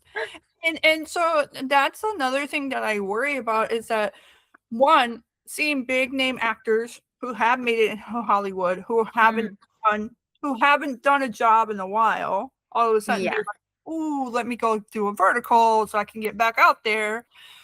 Or the ones who are like, oh, this is a quick job for me to do. Mhm. And then Yeah. we lose as somebody who is a reviewer and a supporter of this community, Uh-huh. we lose the small space that this Yeah. community. And then it becomes more Hollywood where it's like, oh, Hmm. want an interview? You have to go through my agent. Yeah. You want this? You have to go through my agent. I'm starting to see that flare up a little bit in this community. Hmm. And I'm big on people learning other ways to grind and support themselves. Yeah. But status is not the end all be all at the end of the day. And you can have as much status, fame, name to yourself, but you can end up completely alone, having nobody there to be in your corner, Hmm. or in the case of some people like Marilyn Monroe, for example, having all of the wrong people in your corner. Yes. And so I think with our community being so small that it is, we have a little bit still of a control over that that type of aspect. Hmm. Like, this person is not as trustworthy as you think, or this person is not this. And I'm speaking just from a reviewer standpoint, not on the Right. none of that. Um, but I feel like that's going to be lost, and it's going to be really Yeah. sad because while I want to see you guys have every opportunity to grow, I want to see Mhm. more people investing in verticals. I want to see better plot lines. I also lose my community that is, Right. which is a very somewhat tight knit community. Yeah. And that is something I really think that as people become social networking more and they become social media influencers more, the community aspect gets lost in general Mhm. on people. So now that I've been, That was your little TED Talks now. what has been No, your but it is. Oh, sorry. What were we saying? no, go ahead. No, I was just gonna say though, like, but there are like good things that could come about where it could create more jobs. Like, we won't be getting lead jobs if big named actors come in, but if like they're bringing in a lot of money with them, hopefully it would create more verticals that have more funding to get like the writers on board and like maybe have more days to shoot, so then you can like not feel as rushed. Because just so you know, I'm sure as talking to all these actors on vertical sets, you're shooting so many pages that sometimes you get one take, and then it's like, okay, if you didn't completely bomb it, we're going to move on. Like, sometimes you have more time to do it, but then sometimes if it's just like, hey, we have 12 pages to get through, and like we liked what you did, but even if you're like, I feel like I could do it better, it's like you don't have the time on those sets to get all those chances. So it's like, okay, if there's more funding and maybe we can get an extra day to film, and then we can have more time playing with the stuff. Yeah, and I noticed that because this is so big over in China, Yes. are actually building sets just for the purpose of verticals. Uh-huh. It's gonna be something like Universal where they just have that back lot for Yeah. verticals. Um, and I'm hoping it succeeds that way, but at the same time, I also think it could backfire too. Because Hmm. you have these big name actors who are coming in who have been doing famous roles for a long time. And they're so used to that 6 months. Like Yeah. like like Doctor Who is 13 episodes a series and it's getting Hmm. to 8 months of shooting. They're so Not used six to that days. they're so used to that 6 months that they can be like, oh, this is my last vertical. I'm done and out. You know? So it can definitely like change. Yeah. I also think too the really vocal thing I've been about too that I think is not helping verticals either is these studios want to do AI. Hmm. I'm just like, no, I don't want AI. I don't watch verticals for the AI. Like I Yeah. watch because I want to see people play out these juicy roles and have the juicy Right. gossip and beat, So yeah, it's there's a lot of things that I've been noticing, apps buying other, whereas back Hmm. in the day, like Real Short was Real Short verticals, Drama Box was Drama Box verticals, and you did not see the two cross. Now Yeah. you see things like Drama Box buying other people's verticals up, and you're like, okay, what's going on here? Like, Yeah, you're like, I thought this was on this platform and now it's here too. But it's just becoming like a mini like Netflix and Hulu and that stuff. yes. Which is also exciting though, it's exciting to see it go from like one platform and it growing, and hopefully it keeps growing in a positive way that still supports the community and the reasons why everyone loved verticals. Because it's like if it becomes like like a Netflix, it's like, well, then people are gonna be like, well, we're just gonna watch Netflix then. So hopefully they can hold true for the fans of what people loved about verticals. And I really think, with that aspect, I really think streaming services are missing out here Yeah. because, like, Netflix could buy in a little bit of stock in their apps and be like, okay, so we're going to air these on our app, Mhm. and then you can, like, watch them. Or vertical apps can have this process of, like, hey, you know what? If you buy this one vertical, you can download it and have it for Yeah. watching later. I think there's some things that they're missing that they definitely could do to improve Uh-huh. the content, because Lord knows you guys don't get residuals from these verticals. Correct. Yeah. So I think there's other things that they could be doing that they're just not reaching their hand in, because they're like, ooh, AI is trending. Let's do trends. Like every Hmm. trend. And there are businesses, I've seen big retail businesses, you know, fall down just because they choose to follow the trends versus listening to the audience. Right. Which, it could happen to verticals. We Yeah. never know. I just hope we don't lose our small community. No, I have a question for you because you are a big watcher of verticals, obviously.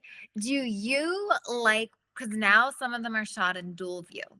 Do you still enjoy watching them vertically, or if you have the chance to watch it horizontal, which way do you prefer to view it, or do you like watching it both ways? I actually have no preference. I, Okay. I can watch it either way. I actually don't think I have watched a vertical in horizontal. Okay. Yeah. Don't think I have yet. I know Candy Jar does it. I definitely have that option over there. Hmm. I don't think I've done it yet. I think that's another thing too. Vertical apps, if you're an app, you can make an app for the TV like Netflix did and Yeah. watch it on TV. Uh-huh. I think that's another way that they could persuade. But yeah, no, I haven't watched it in horizontal.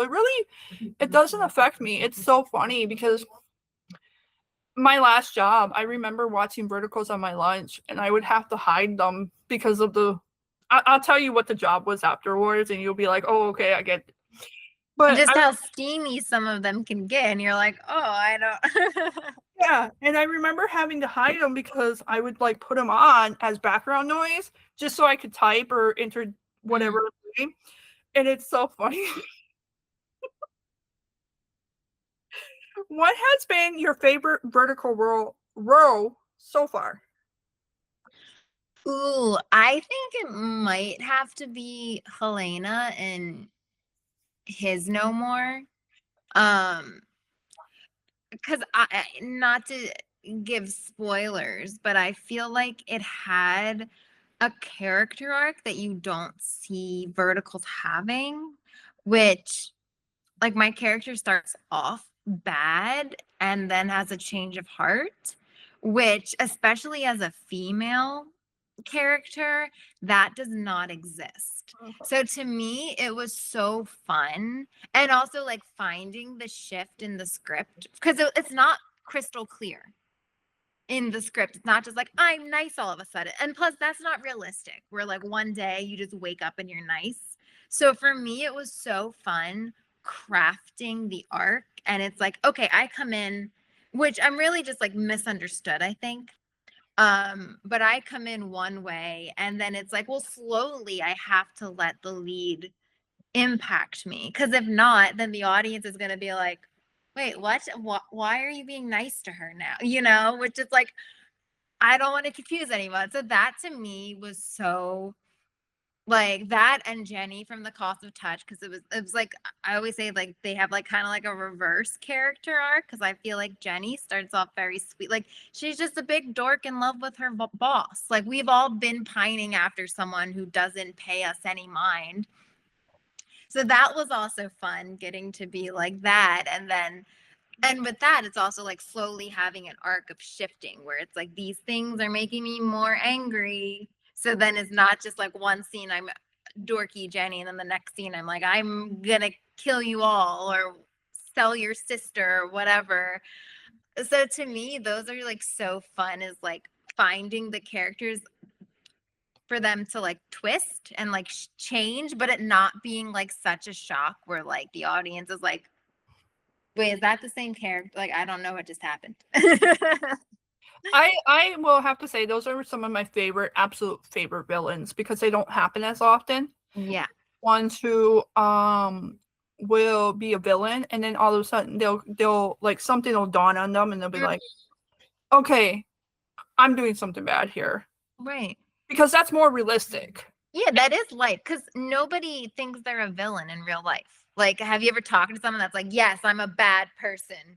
It's like, no, you have goals and you're doing things, and most people don't realize what they're doing is having this effect. And then some people are like, oh crap, I didn't realize I made somebody feel this way. Yes, and I'm very much one to say that there's a quote on TikTok where it's like, if somebody tells you I'm bad, believe them because I act accordingly to the person. So Yeah. one person can say, oh, I love her, she's awesome. Another person can be like, oh no, that's the villain in my story. Yeah, but you also have some positions and some parts in your story where like that person was treating you wrong. Right. And you responded, and then all of a sudden you're the villain. Yeah. And so like those things are very realistic, and I wish verticals would incorporate them more. 100%. That's why it's so exciting when you get to play those types of characters, because you're like, yes, this is a real life. Like, and like people like, because again, it's relationships. Like acting is like a bunch of relationships.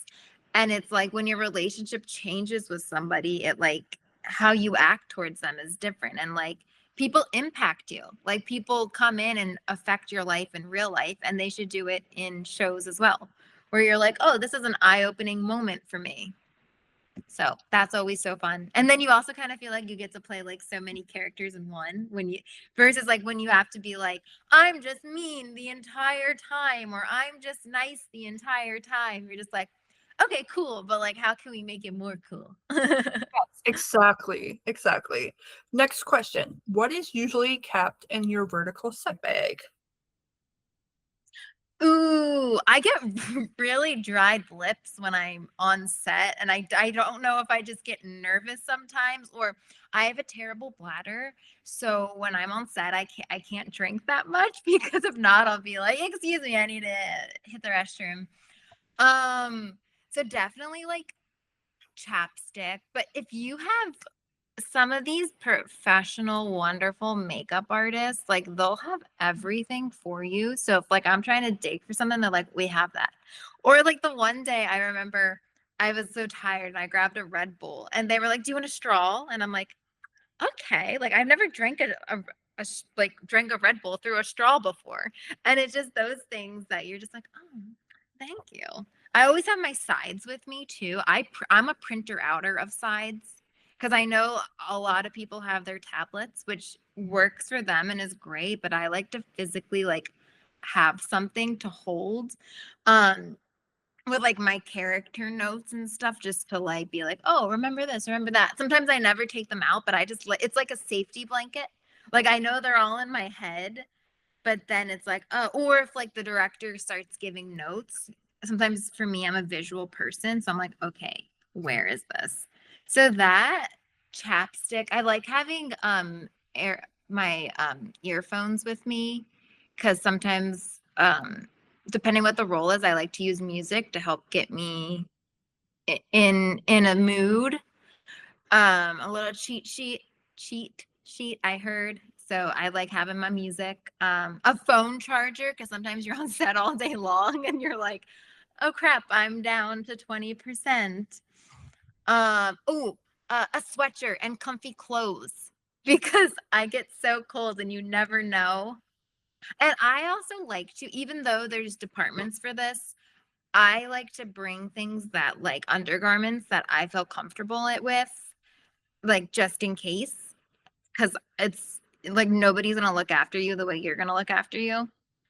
So it's like Jenny wore like lingerie in one scene. And wardrobe came and had like proper undergarments, but I also brought my stuff with me just in case because I'm like, I ain't gonna flash anybody or do it, you know what I mean? So it's like you gotta look after yourself.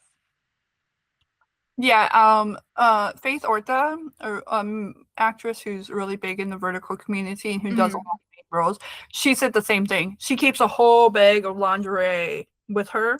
Yeah. And the chapstick thing, I relate so hard because in the wintertime my lips are always dry. Yeah. I also feel like I get acne out of the blue. Like my face will be clear and perfect. And then right before I'm filming, it's like, here's a giant zit. And I'm like, come on. It's the same way I'm in movies. I have to have the last seat, like the end seat, because Hmm. I know I'm not going to sit through 2 hours without running to that restroom. Yeah. That's my thing. And especially like, so on set, you never know when they're going to call for you.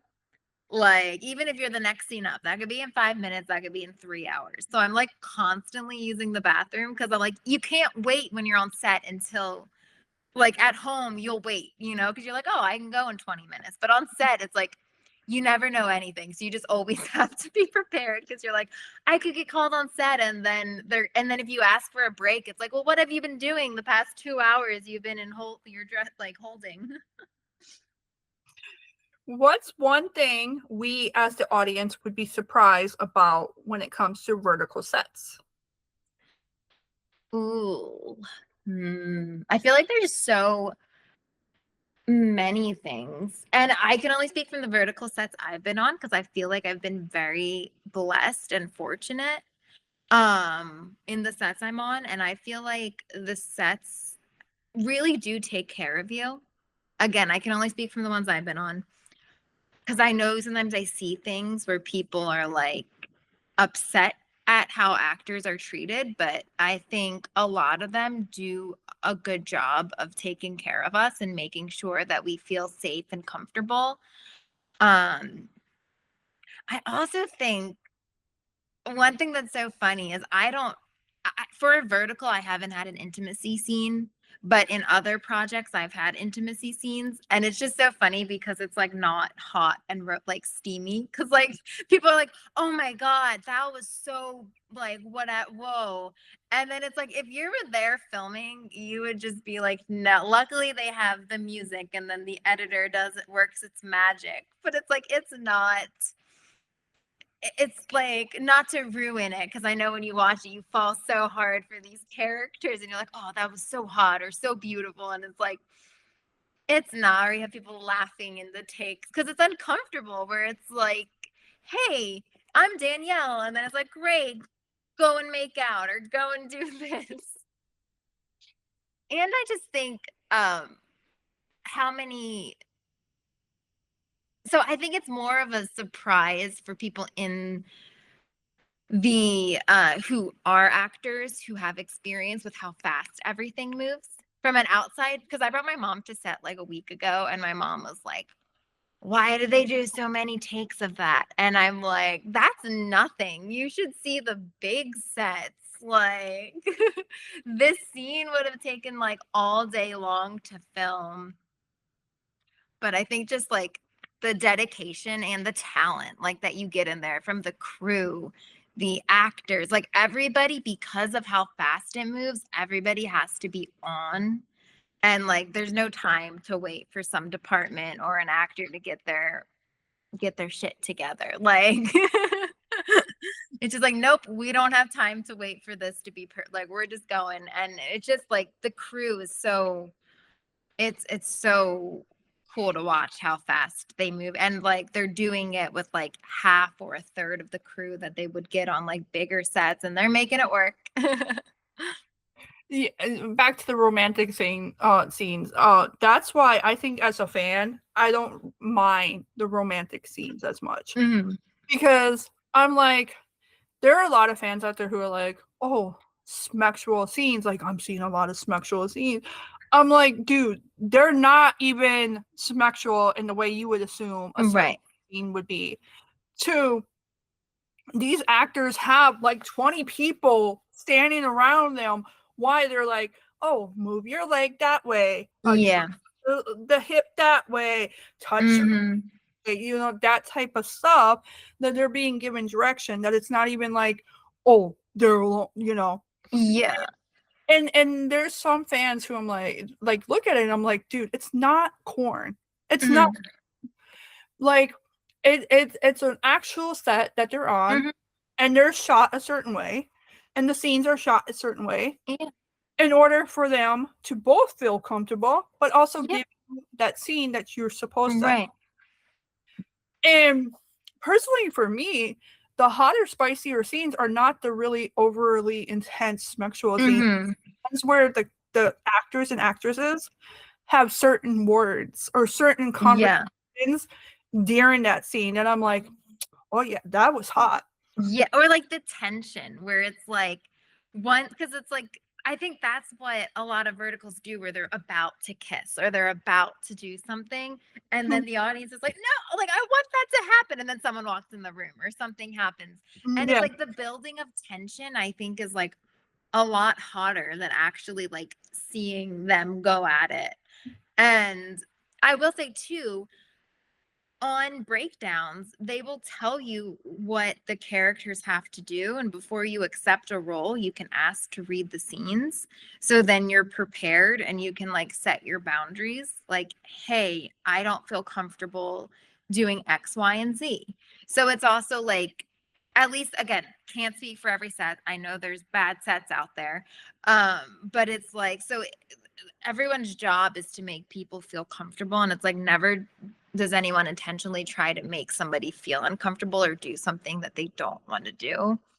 So just to put that out into the world, because like because like I also personally, I don't feel comfortable doing certain things. So if I see it on the breakdown, I'm just not going to submit, and it's like no big deal, but it's like we all have different boundaries and we're all comfortable doing different things. And it's like, just do what you're comfortable with, you know? Yeah. And it's like a perfect example of this, like going back to the sexual scenes, like you have a scene 9 times out of 10 in some of these series where the guy's going down on the female. Mhm. And I'm like, dude, and like they pan to her face. I'm like, dude, you know that guy's probably off in the corner, like sitting over there, like why? Not even. Yeah. And it's just it for me, it's like if you're gonna rage about stuff, let's rage about the stuff that's actually on screen, like the toxic slapping, Yeah. the yelling, or that type of stuff. Or the one that really gets me is the woman whose death and her husband is toxic to her to protect her. Oh my God. And that drives me nuts because like Yeah. Not the consensual sex scenes. It's like, that's fine. It's like, why don't we complain about these other ones? And it's also like in big picture movies, PG-13 and R-rated movies, they're getting down and people don't bat an eye and they're not like, oh, I can't believe they did that. Or if you are somebody that gets offended, it's like, read why it's rated R, read why it's PG-13. You know what I mean? Like, if you care, because I get it. Like, if you don't want to watch something, but it's like, but don't be like, oh my God, because it's like Hollywood movies, people go down on each other, people are getting it on, and it's like, so why is it a big deal when verticals do it? and I know with soap operas, like when you watch soap operas, their romance scenes are like them kissing, touching, and then all of a sudden the guy or the girl will do something, then they'll pan away, and then they'll come back to the guy and girl just sitting there in bed, like with Yeah. with the blanket. play certain ways so it looks like they have no clothes on. Uh, And I'm like, what's wrong with that? Like, there's just stuff that I see that I'm like, people complain about the wrong stuff. I would rather complain about a woman being drugged through broken glass and yeah, being slapped and being mistreated. getting beaten up. Yes. Yes. But I feel like women being abused is much more deemable, acceptable by society than women having sexual Yeah, yeah, who do which just you goes to show you a lot with the world. yeah. Sorry, And next question. and then they get mad at verticals for stuff. I'm like, this is typical world. This is what the world does. Yeah, right. And it's also just like goes to show with like having more of like the LGBTQ plus. It's like when people are like, oh my God, that's so raunchy. And it's like, well, would you say that if it was a heterosexual couple or no? Just because it's like, yeah. So it's those things where I'm happy to see like more verticals are leaning into showing more types of relationships.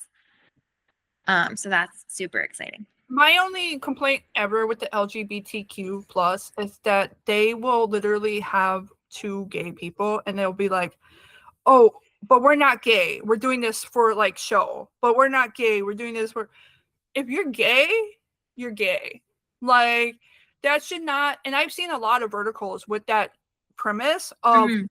they're not really gay. They're just doing this for pretend, but then they fall in love with each other at the end. And I'm like, honey, Yeah. let them be whatever they want to be. Right. Let people enjoy like, Yeah. you know.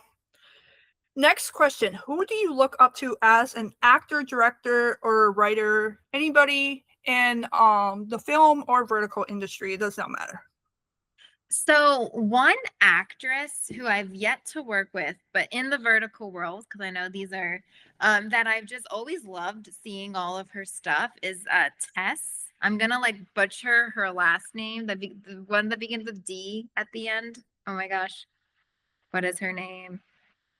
I know Uh, I know exactly who you're talking about. Yes, I feel like she's always brings such like a grounded performance, and I feel like she was like one of the first more like all of her performances are so solid and they're so different.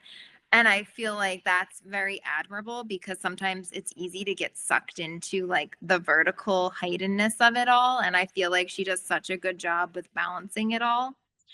Um and as so an actress I always loved was Amy Adams when I was younger. I always looked up to her and thought she was like the bee's knees.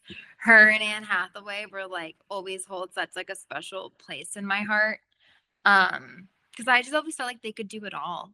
And I feel like society, especially when you're a woman, they put you in a box. And even you see it with verticals where it's like, this is what you can do and we're not gonna try to see if you can do anything else, you know? And I feel like Anne Hathaway and Amy Adams really were like, no, no, no, no, no. I'm gonna go do all of this stuff. And I can still come back and do this role that you really want me to do, but I'm not only that thing or that person. So I always think that's so amazing. I think one of the actors in this actresses in this community who's really good at doing all kinds of roles, and I feel like they just put her in a box. And I'm hoping now with Shira TV she'll move out of it a little bit. Is Candice Masaga Okay. because I've heard so many people talk about her and talk about how this girl can cry on command, like Mm, just has to sob buckets, and she's doing it. She's putting it, and she's yeah. like they put her in the most intense, dramatic roles. Mm, And she can do so much more. I am just impressed with her skill level. yeah. Oh, excuse me. And now she's like a producer or a director. I might be wrong on this, but she does work on Shiro TV. And she she's just like one of my literal like I watch Yeah. her. I'm like, yes, I love Candace. Another one is Alexandria Watts. She has done numerous villain verticals. And she did a lead where she wrote she wrote her own vertical loosely based off of Cutting Edge, and she Okay. started the lead, and it's ice skating. It's an ice skating romance, which you don't usually see in verticals, which is quite different. Yeah. And she's another one that I'm like, yes, like I like. She's written a few verticals, and but that one is one that is I know for sure is out, and Right. I love those are two that I'm just like, That's awesome. yeah. So And I you love a range because it's exciting. And then sometimes because when they pluck the same person in like the same role, you're like, I've already seen this vertical. Versus when they have different people in those roles, or when you let an actress or actor explore different roles. I'm like, that's exciting. Like Cayman did a villain role recently, and I know everyone was so excited about that. It's like let actors act and play and have fun. with Candace is the perfect example of that. There is Mm, an age gap vertical that she has where she has to play she plays the teacher who falls in love with her student. And normally those age gap verticals could be like, mm, yeah. yeah. But the plot in this, the twist in this, the way she played this character, I was just like, whoa. Like I was so, Right. you know, and Josh Wells played the student. And then I think if I remember correctly, Sarah Malinsky was in this as the villain. But like the reason she ended up falling in love with a student whose mother was her father's student while he was a professor at college. Okay. And her father had an affair with the student. She found out about it when she was a little girl.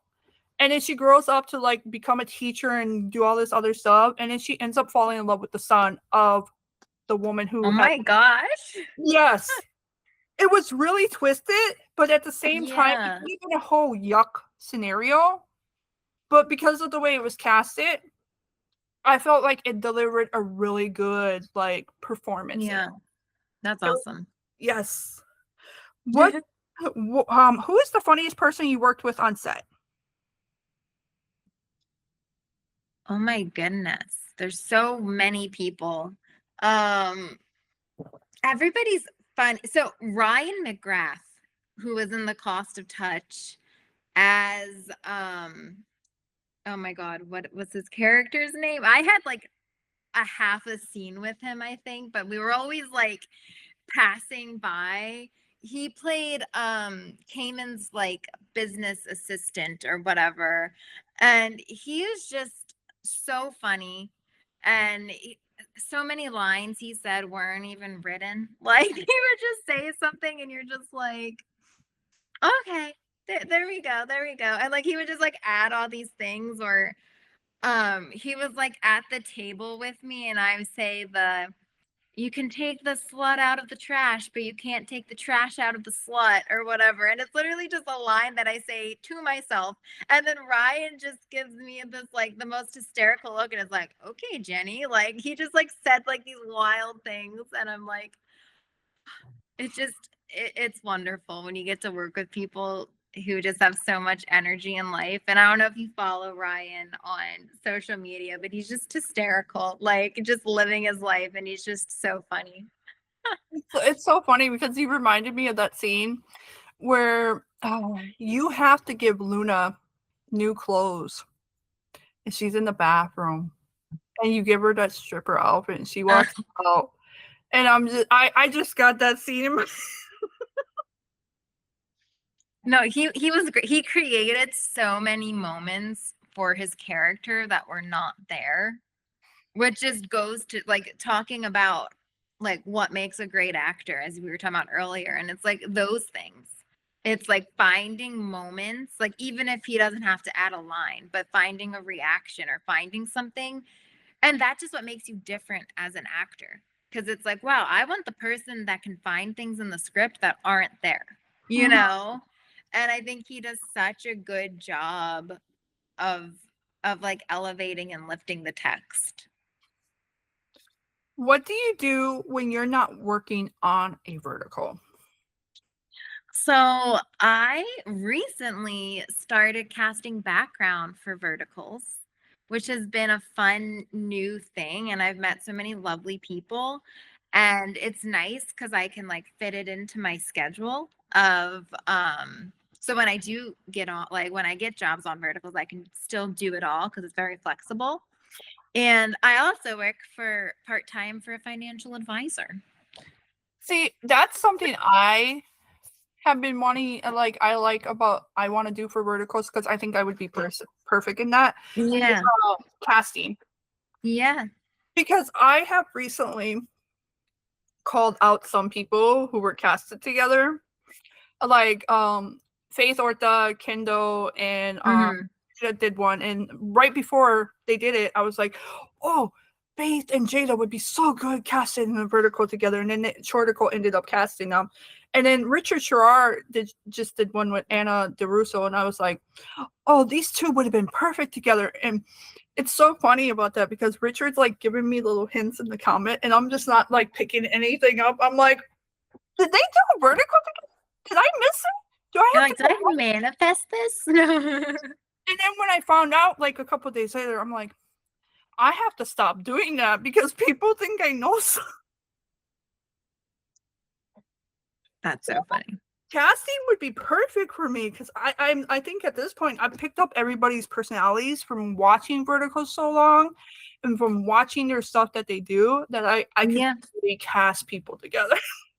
No, definitely. Because it is such like with what's trending, that's such a big thing where it's like what because like knowing what the fans want, I think is so important because like that's who you're catering to, is the people that want to watch the verticals, and are gonna watch them. So yeah, that's fun. And you should look into it. I definitely should because I've been thinking about it for a while. That and writing verticals. Yes. If you had a magic wand, what type of vertical would you want to do? Ooh. I feel like doing like a period piece would be so much fun. Like wearing like the dresses and um getting to play pretend and wearing awesome outfits is like so cool. So I feel like a period piece or there was a cool looking western which I feel like would be so much fun to do. Any of those ones that I feel like are so like unique, I would love to be able to do those. So, Real Short did their own version of Pride and Prejudice about a year ago. Ooh. Um, which that was my only complaint. I felt like you could have easily improved on the costumes a little bit more. Yeah. Um, and then the other one that I recently saw that I think this is the one you might be talking about. Mhm. Is with Shay over on Drama Box, and Kendall was in that. Grace was in that, and then Kiri or Kyrie was in that. Okay. And what it was Shay is like this down deadbeat human, like in real life. Like he's like a Uh-huh. loser essentially. And he ends up being tossed into this video game that's just Western. And so he does like all this insane crap. And the only thing that bothered me about the whole premise was that he had to have 3 wives. Other than that, it was really funny and really good. Yeah. And I'm like, this is so different, but you had to throw in that, and he couldn't, like, he was supposed to check, like, it's like a little, like a quest, like you got Uh-huh. one wife, and then the game comes on in his head, and it's like, no, you can't pick one, you got to keep all 3, and so he ends up married to all 3 of these women, and is doing all this weird, wacky shit throughout the. That's fun. It's a I game. have not seen that one. I forget the one that I'm referencing. I think I just saw like production stills. Like I don't think it came out yet, but that's wild. That's a see, I get excited when verticals have different plots and premises because I feel like so many times it's like as we talked about, it's the same thing. So I'm like, even sometimes when they're like wacky, I'm like, this is exciting. Like, this is so cool. And it's like fun when it's like out of the norm and it makes it unique. And I feel like everyone likes watching unique things. Yeah, and there's a scene in there where he tells the ladies, "Stand back, I'm about to make us so much money," and he takes out uh um oh, I forget the name of those machines, but the machines that track gold and jewelry and stuff underneath the ground. Oh And yeah, he's I know what you're using talking about. he's using one of those to scan the ground to get gold, and he's like picking all these gold out, but like the townsfolk thinks he's dumb. And then he starts getting gold, and they're like, "Whoa!" Like so impressed. But Yeah, it's just so funny and so good, minus the whole three wives three storyline. wives. You're like, okay, we could do without that one, but Because they literally have a scene where all the women and him do the tango, uh, and that's where the scene there. I'm like, why? you're Why? like, no, no, no, this does not need to be. Yeah, yeah. It wasn't no like sister wives thing where like he's with each wife differently. It was a whole like they all jumped into bed with him at the same time situation, and I was like, that didn't need to happen. Yeah. What vertical is the most memorable to you? Mm. I will say the cost of touch. For a lot of different reasons, I feel like the people were so wonderful. It was also the first time I feel like I was on set with a vertical star, as we'll call them. Um which is so cool because like there was something exciting because people are gonna watch it. You know what I mean? Like for the good or bad or whatever, it's like people are gonna tune in. And so that was like super exciting. And he was wonderful to work with, Cayman. Everyone on that set was so wonderful. And you just really have to treasure that stuff. And then it was also so exciting, like getting to see people comment about like nice things about my performance because again, so many times you release things and nobody watches it or people you don't ever hear feedback. So that was like so cool. To me, it's like, oh, it's like your 15 minutes of fame. You're like, I feel so cool for a minute. But yeah, the people, the storyline, and yeah, anytime I get to work on a set, it's such a memorable time and there's always like things you learn and I always like to just keep getting better and better and use my time on set to like find out how I can get better and like improve, you know? It's so funny you mentioned that because I just started listening to Luna's podcast, and Hmm. he was talking about the fact of how different the reaction is as an actress versus the fact that she already had this community that she built up prior to acting. Yeah. And she was talking about like, oh, it's so weird for me to go on to sets and now have to be an actress where these people don't know about my community. And then Yeah. come back to you guys, so you guys know, oh, Luna, and it was a really good podcast on that. Yeah. It, That's so cool. Yeah. It's so different because I feel like things don't bleed into each other as much as like they should. Because I feel like it just makes you like everybody more when you see all the other stuff that they do. Because you're like, whoa, you're more than just this one thing, you know? that's what I was talking about yesterday. I posted a video on it. I was like, it's so weird for me because people will see me just do vertical reviews and they don't understand that I did cosplay or that I read Yeah.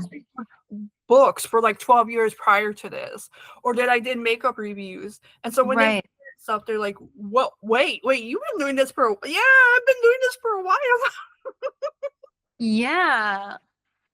It's like, yeah, we do other things just than this one thing. Like it's a big part of our lives, but Is there a piece of your acting that you wish more people knew about? like one of my movies, are you saying? Yeah. Okay, perfect.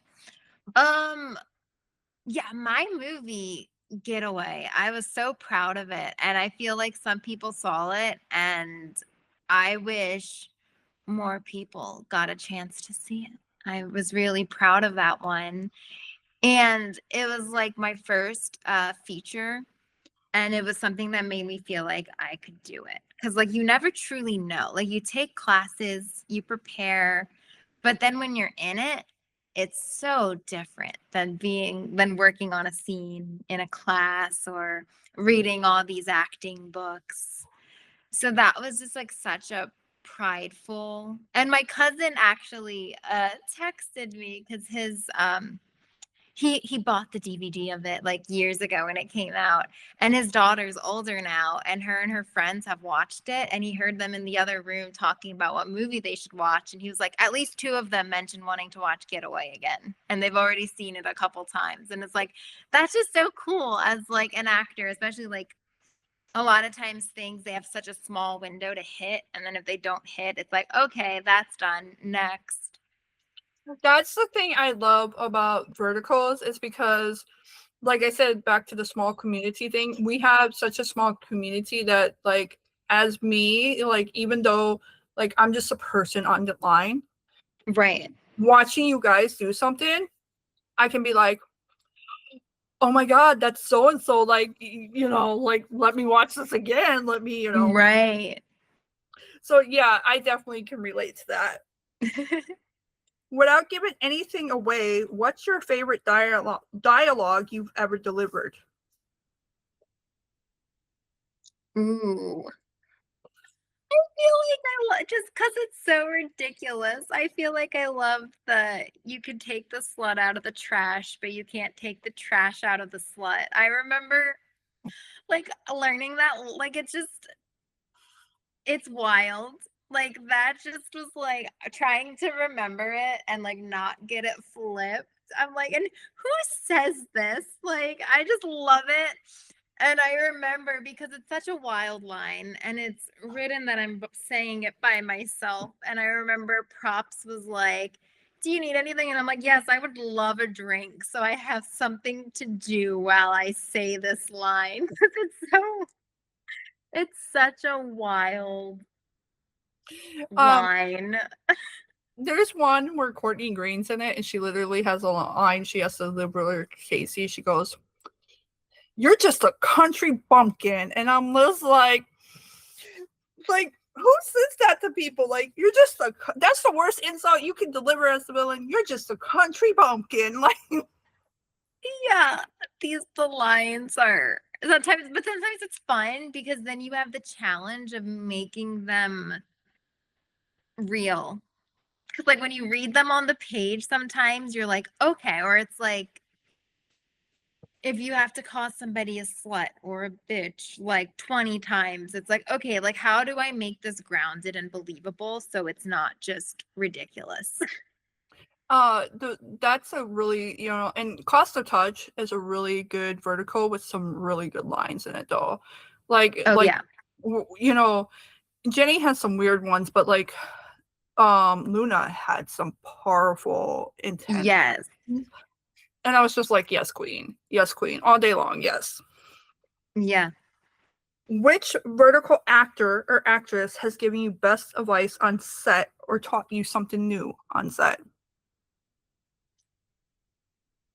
Ooh. Um, so I will say a lot of times on sets with actors, we don't really I feel like you don't really talk about too much of that stuff because it's like we're all professionals there doing our job. And sometimes people don't want to like overstep, you know? So I feel like it's more so like watching what other people do is how you learn the most because like I know in acting class it was always like don't give other people notes, don't give other people tips. You know what I mean? It's like that's the director's job. That's this. But just so back to Cayman is he's somebody that is very since he's done so many he's somebody that's very aware of things and is like okay and he has like a little bit of a director's mindset while he's doing it as well. So it's just things to like pick up and take notice of where it's like, oh, he's like, okay, this is like, okay, let's get the light a little bit higher because it'll look better here. Let's do this. So that's just something that's like cool where it's like, okay, you know what needs to be done and what uh when you have more of an awareness than just your what your job is, you know. Yeah, I had an actress on one of these interviews, Shannon Sinwa. I'm gonna mispronounce her name, but she was telling me how her male lead actually was like, "Here's a better way of memorizing your lines. Yeah. Read them right before you go to bed, and then read them again the next day." Hmm.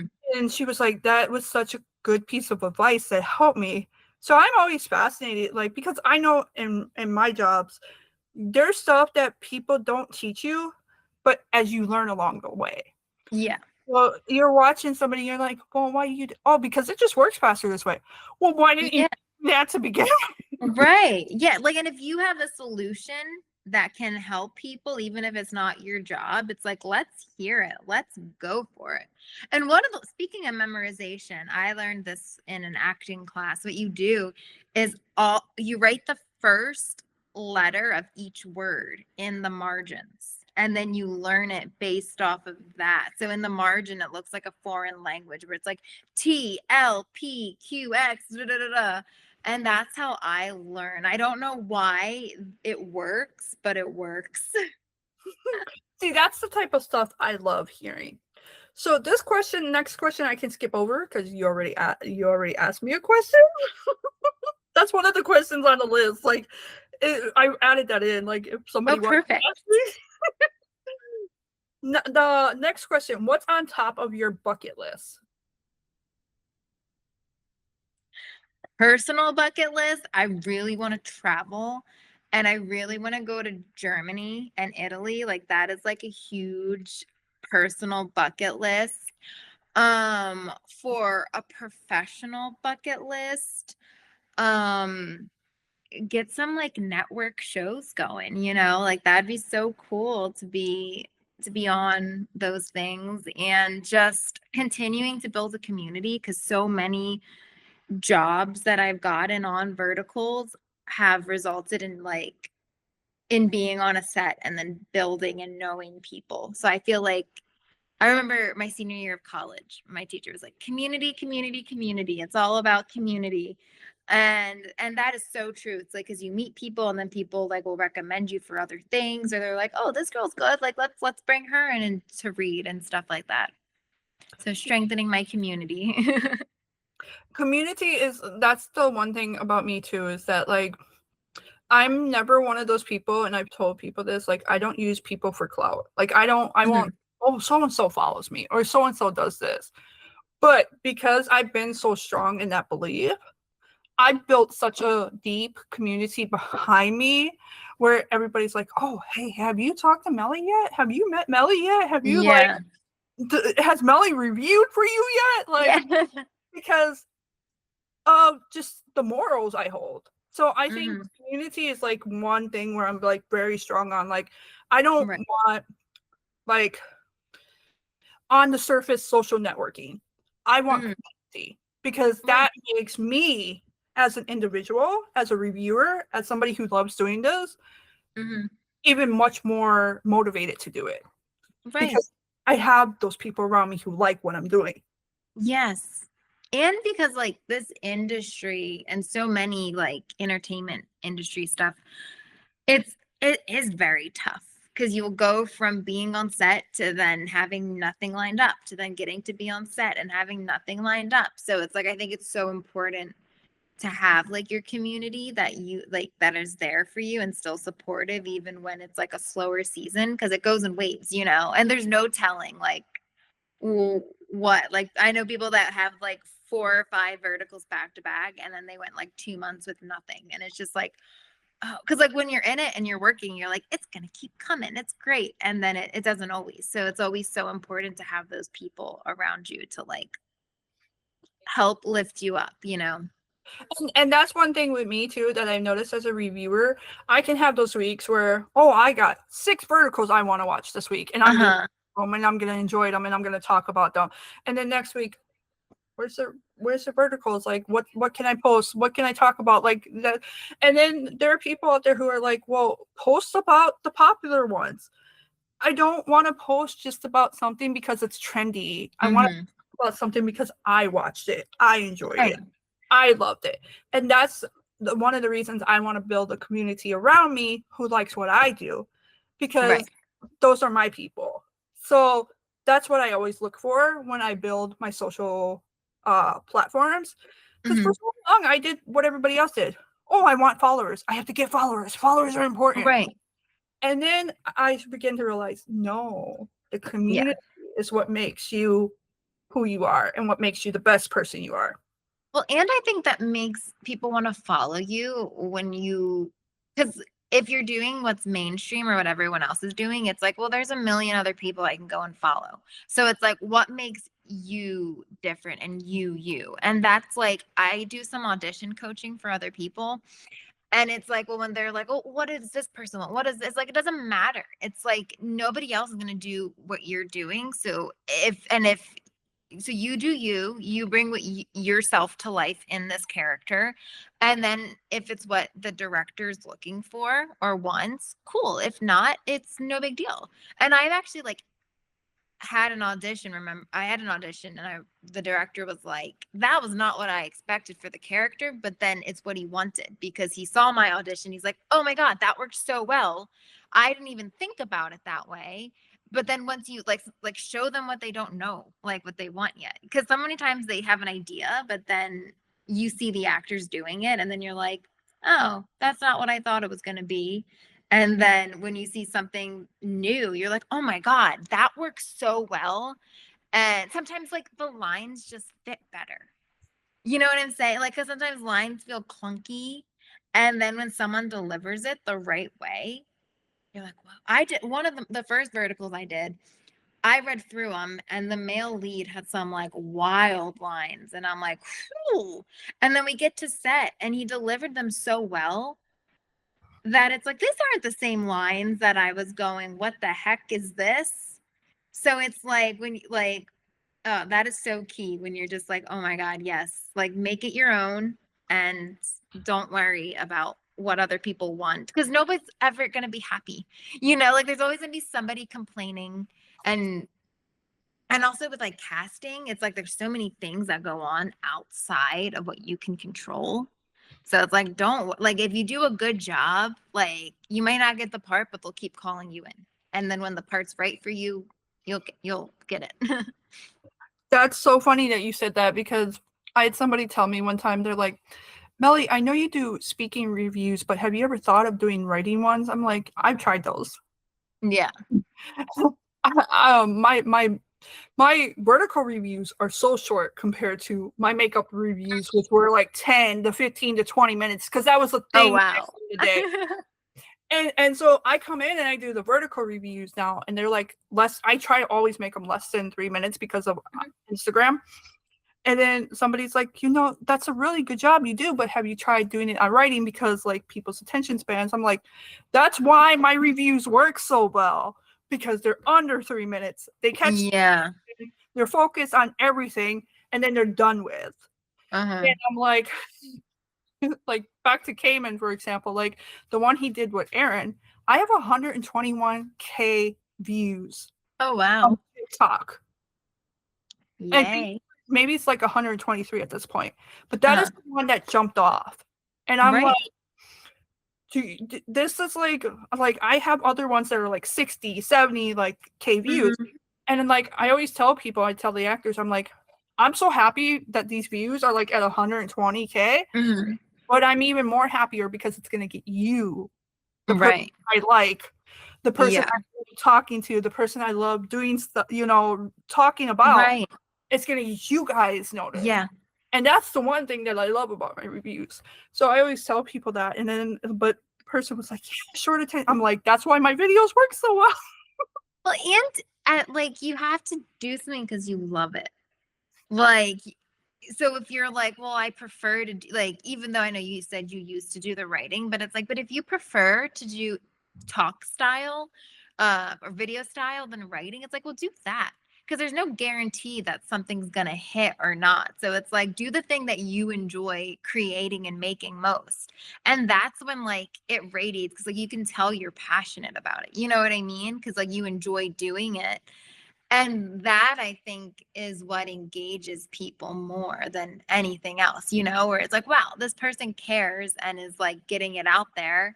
And there's no guarantee, like as you said, the videos that get like 160 or 130K views, it's like you're putting the same dedication into the ones that get 10 views. And you did, like, I find that with my video recordings. Like actually the videos that take me my YouTube videos that take me the quickest amount of times, I feel like do the best. And then the ones I spend hours editing and everything, it'll get like 100 views. And then I literally did Itsy Bitsy Spider. Like I sang it and it got like 80,000 views. And I'm like, wait, what? Like I don't understand this. And like, why can't all my videos do that? That's the same way with Cost to Touch. Like okay. So the other one I reviewed for came in is like I said at 123, but Cost to Touch, which I loved, which I adored, which I raved about, Right. which is still one of my favorites, which is ones I still talk about.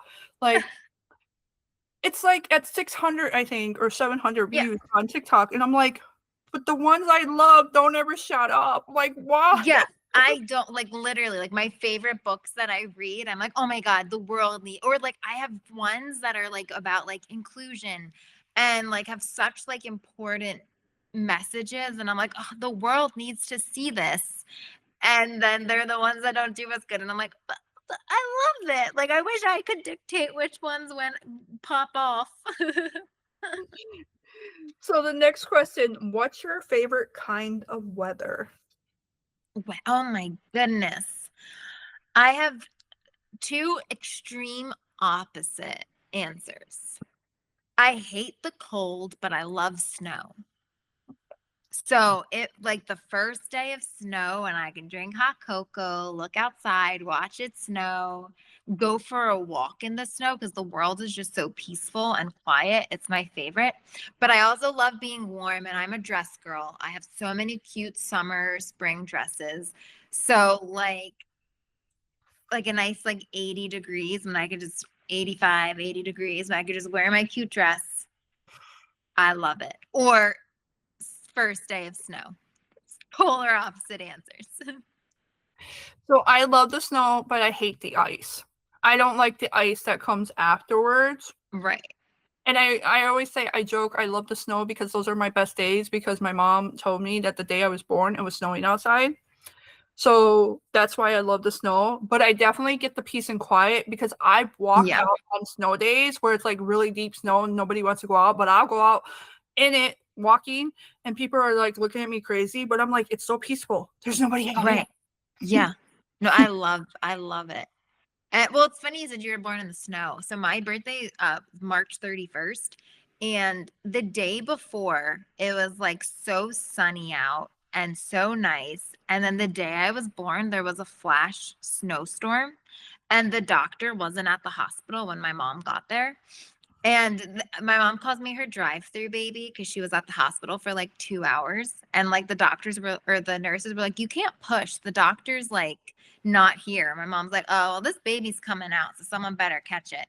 Because the roads were closed because of the storms. And so then I was born and my mom calls my grandma and it's like, oh, I'm looking at your beautiful granddaughter. And then my grandma's like, you're lying. You just got to the hospital. There's no way. That's so funny because I was born March 6th. Okay. And my mom went into labor at Kmart. She's walking around Kmart shopping and she goes into labor. And so my grandpa rushes her to the hospital. And he's a former ambulance driver because he was a driver during the war. And he goes, I'll pull over right here and deliver this baby. My mom's like, no. You're like, no, I need a hospital. And which I'm glad she did because I was a big baby. She had to have me by C-section. Because my mom was 5'1", and I was 20.5 inches long when I came out. So I was a big baby. They thought she was having kittens with me. And so she gets to the hospital, and I'm not born to 12 o'clock noon the next day. And it just happened to be snowing outside right as I was born. But it's so funny that like those stories, like your parents will tell you those stories, and I'm just like, really? My mom's like, yes, child, believe me, I was there, I was present, I know.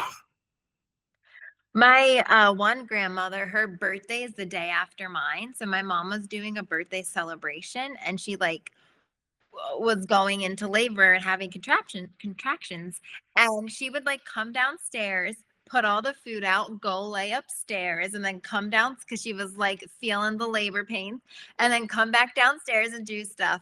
And then she like called my dad upstairs and is like, we are going to the hospital right now. I want no one to talk to me. I want everyone out of the way. But I'm like, that's my mom, like putting on a party while like about to be going into labor with me. Like, I always laugh. I tell people my mom was a 5'1" little Leo, and then my dad was an Aries. Like, and I'm a water sign. I'm a Pisces. So, oh, you want to know where my spiciness comes from? That's your answer right there. Like, my mom did not care about other people. She'd tell you what she thought, and then it was done. If you didn't like her opinion, okay. the door's right there. Yeah. And I always tell people I admire that so much about her. And that is Mhm. one thing I wish I had. Yeah. I wish my brain, because I am late diagnosed autistic, I wish my brain didn't worry about things so much. Mhm. But because I worry about things so much and I defend myself, people think like I'm worrying about the situation. Mhm. No, I don't care about the person. I don't care about what they said. But I worry about how I acted in that situation and what Right. gave off that impression. Right. And like I always tell people, I have to defend myself to the moon and back. But that doesn't mean I need you in my space. That doesn't Yeah. mean I'm going to beg you to stay here. Yeah. Next question. What type of books do you like to read? Oh my God, it's terrible. I do not read book. I read kids' books and that's it. I read kids' books on my channel. And but if I do read books, so sometimes I do, I like reading self-help books. Those are like the only book because in my mind, which I know the book lovers will come at me. In my mind, if I'm gonna read a book for like pure entertainment, I'd rather watch TV or like a movie because that's like relaxing to me. But I'll read a book to like gain knowledge. So like self-help books and then like autobiographies. I'm into those if I'm gonna read, but if I'm not really a reader. See, I am not a person who likes self-help books. And I think that's mainly because I'm not the one seeking them out. Usually people like to give me self-help books. And I'm like, no. Like, if I want to read that, I'll read that. But like, I don't need it handed to me because it's always the wrong type of self-help book. It's like somebody Yeah. who's like overconfident, over cocky, and don't really know what they're talking about type of thing. But yeah, I love fantasy. I love books myself. Yeah. And I especially love when if it's a book being turned into a show. See, I feel this way about Bridgerton. I feel like the first two seasons were very much the book. Hmm. Seasons afterwards weren't. And that's where I get annoyed because I'm like if you're gonna turn it into a show, at least give me what's in the book. Right. Well, I just saw the Hail Mary movie. I think that's what it's called with Ryan Gosling. Mhm. And my friend read the book and I did not. And I enjoyed it, but then my friend was like, that is not the book. Like it's a different tone. Like this was a lot humorous and like the points, the dramatic moments that like made my friend get really emotional in the book. She was like, that's not there in the movie. So that was like she's like, nope. But then I was like, oh, I liked it because I didn't have anything to compare it to. The one time I will say that I like the movie far better than the book. Mhm. It's Breaking Dawn, the second movie. I was literally thinking of Twilight and I was just like, oh my, I was obsessed. Twilight was little Danielle's jam. Twilight, Glee, like those things were like my childhood. So Breaking Dawn Part 2 got me through my mom's passing. She passed as that movie was coming out. And I was able, we were in our theater wasn't used as much. Like people would travel out farther to go to the movies. So I was able to go to the daytime show and sit there for 2 hours with Mhm. nobody around me in a quiet theater, Yeah. just watching a movie and be distracted by the real life Mhm. thing going on. And I literally did that the whole week that she after she passed. Like Yeah. I spent the whole week every day in the movie. Yeah. And so I always love Twilight because of that reason. It's the same Mhm. way I credit like because my mom passed like the season either of her passing or after her passing Once Upon a Time did the Selena Wicked Wizard of Oz season Uh, with with the Green Witch. Those are the two shows that got me through my mom's passing. And so I just have fond memories of those. But Breaking Dawn Part 2, my favorite scene is when his head gets taken off. And I'm like, that's not in the books. Like like he gets shown a scene by Alice, like he touches her hand. It's a short yeah. page, but it's not as descriptive as it is in the movie. Mhm. And so you're like when you first see it, you're like, what's happening? Like this was not in the books. What's happening? What's going Like on? I was not prepared. And then when you find out that it's actually like that's Arrow seeing Alice's future, Mhm. then you're like, oh my god. You're like, that was good. That was a good choice. Yeah. No, I've read those books. I watched the first movie and then became obsessed, and I'm like, I cannot wait for the next ones to come out. So then I started reading the books. Yes, I love the books. I read them a couple of times, and then I love the movies. And it's just a whole different vibe. Like I know there's a lot of toxicity in it, but like it's just a whole Yeah. vibe for me. Right. And especially like there's shows that just hold such a special place in your heart. Like even Grease. You Hmm. rewatch it and you're like, oh, so Sandy goes through a giant makeover to impress him, and all he does is put a little sweater on and is like, I've changed. And it's just such like, okay. And like all these things. And the movie actually does a better job than like the musical. I don't know if Hmm. you're familiar with like the staged musical of Grease. Hmm. I feel like they make Danny try a little bit harder in the movie, but I'm just like, oh my God, these are the shows you grow up on. And even though there's like issues with them, they just have such a soft spot in your heart that you can like overlook it. Or like, or even if something's like acted really poorly or whatever, you're just like, oh, but my heart, because I remember when I was like 12 watching this or whatever. And as you said, like those shows have such like a core memory because they get you through a lot, because it's an escape, or it's like, oh, I can go in this fantasy world and watch and like, yeah. Yeah, verticals are the same way for me. That's why I say Mhm. that's why I feel like the vertical apps are missing out on such a opportunity of allowing people to buy that one vertical and download Yeah. it because there are some verticals where I'm just like, oh my god, I need a moment of like pure cheer up. And I run to that vertical, and I posted a video the other day. I was like, this is my type. And it's the type where the woman leaves the guy after she's fed up with everything he's done, but she's the daughter of Mhm. this heiress, she's this heiress or whatever.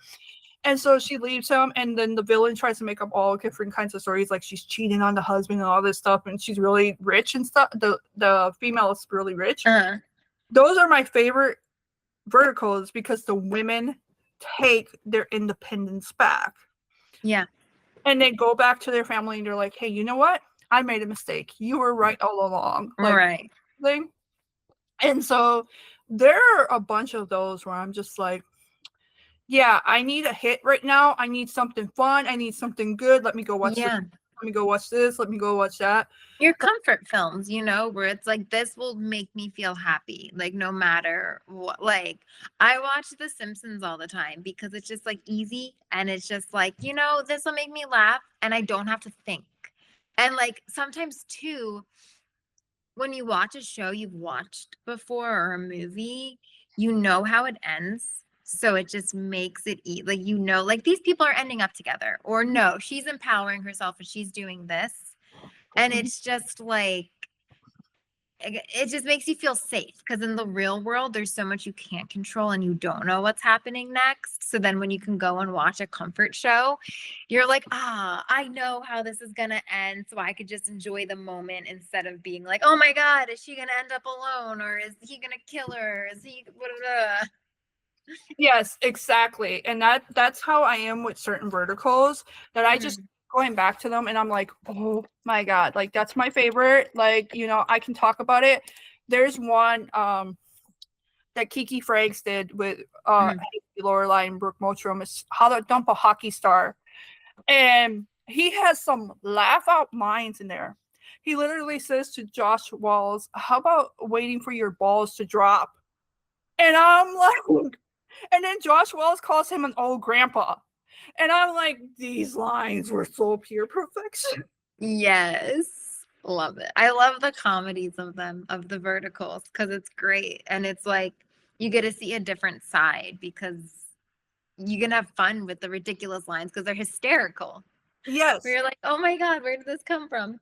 And they're rarely ever done. Like they're rarely ever done, which always even makes them better. Yeah. So, final question. And thank you for sticking with me this long. Oh no, it went by so fast. I looked a little bit ago and I'm like, oh wow, we're past the 2 hour mark. Yes. Describe your perfect day. My perfect day. I'm okay. I have a porch outside, and when it's nice out, I love having my coffee out there and sitting out there, sipping my coffee, taking my time. And then I love walk. Well, if I could be on set, honestly, that would be a perfect day, because I so enjoy it. But on a personal perfect day is I love going to like down like little cute towns and like shopping at like independent stores. I love that. And I love listening to live music. I'm also my family lives in New Jersey, but I'm like a huge family person. So like anytime they can come to me or I can go to them is beautiful. Yeah, I was telling another actor the other day, they were posting their Easter stuff, and I was like, I miss having a big family. I miss the cousins being around. I miss running outside. Like I miss it so deeply because I grew up that way. And Right. Yes. everybody's spread out, and there's a lot of people who are gone. That it's like that would be my perfect day, just to have one day like that. It would be awesome. So thank you. Oh, yes. Anything else? Oh, I was just saying, I was walking yesterday around a neighborhood and there was a family like all outside having like their Easter dinner and like the Easter egg hunt. And it reminded me because like my mom would like hide like thousands of eggs and that stuff. And I'm like, oh, I want to go to New Jersey. Like it's like those things where you're just like, oh, I miss this. And like I feel like communities don't do that anymore. Even like my mom would have like our neighbors over and family and friends, neighbors to have these egg hunts. And I'm like, I miss like that connection in the community that I feel like has gone away in a lot of society. I totally feel that too. That's why I'm so big on my social media platforms at having community and building connection through community, because that's what my mom taught me. Like community was important. Like I can remember as a kid her hiding the Easter baskets in the morning. We get the Easter baskets, then we get dressed in our as kids we always had red velvet dresses with the little skirts and lacy to bottoms and black patent. It was from Payless, no less. Love it. And we would go to my grandma's house, and then grandma and my mom would cook dinner. And then you could almost always hear my grandmother yelling for something, a pan of something or another. Like, and then at Thanksgiving, my grandfather would be sneaking pumpkin pie out of the fridge prior to dinner being done. So we would cut the pie and literally be sneaking us pieces and we'd be eating pie. And then all of a sudden you hear grandma at the end of the night, where's all the pie? What happened to the pie? Oh, no idea. Grandpa, I don't know. We just had them there the other day. Like I just saw them like the other. Someone must have stole them. So it's memories like that I'm like, that's why I'm so big on community. I want Mhm. friends. I want people who are going to build connection. Right. There's people who are just going to be like, oh, I'm just there to social network with you, which can, on occasion, if you're moving fast, yeah, I can understand that. Mhm. And at the same time, like, we've lost community so much in society that we really need Mhm. to bring that back a little bit more. Yes. So I want to thank you for being here. Thank you This for having me. was so much fun. I know, I'm like, I'll talk for a couple hours with someone, chat it up. I loved it. Loved it. I'm going to hit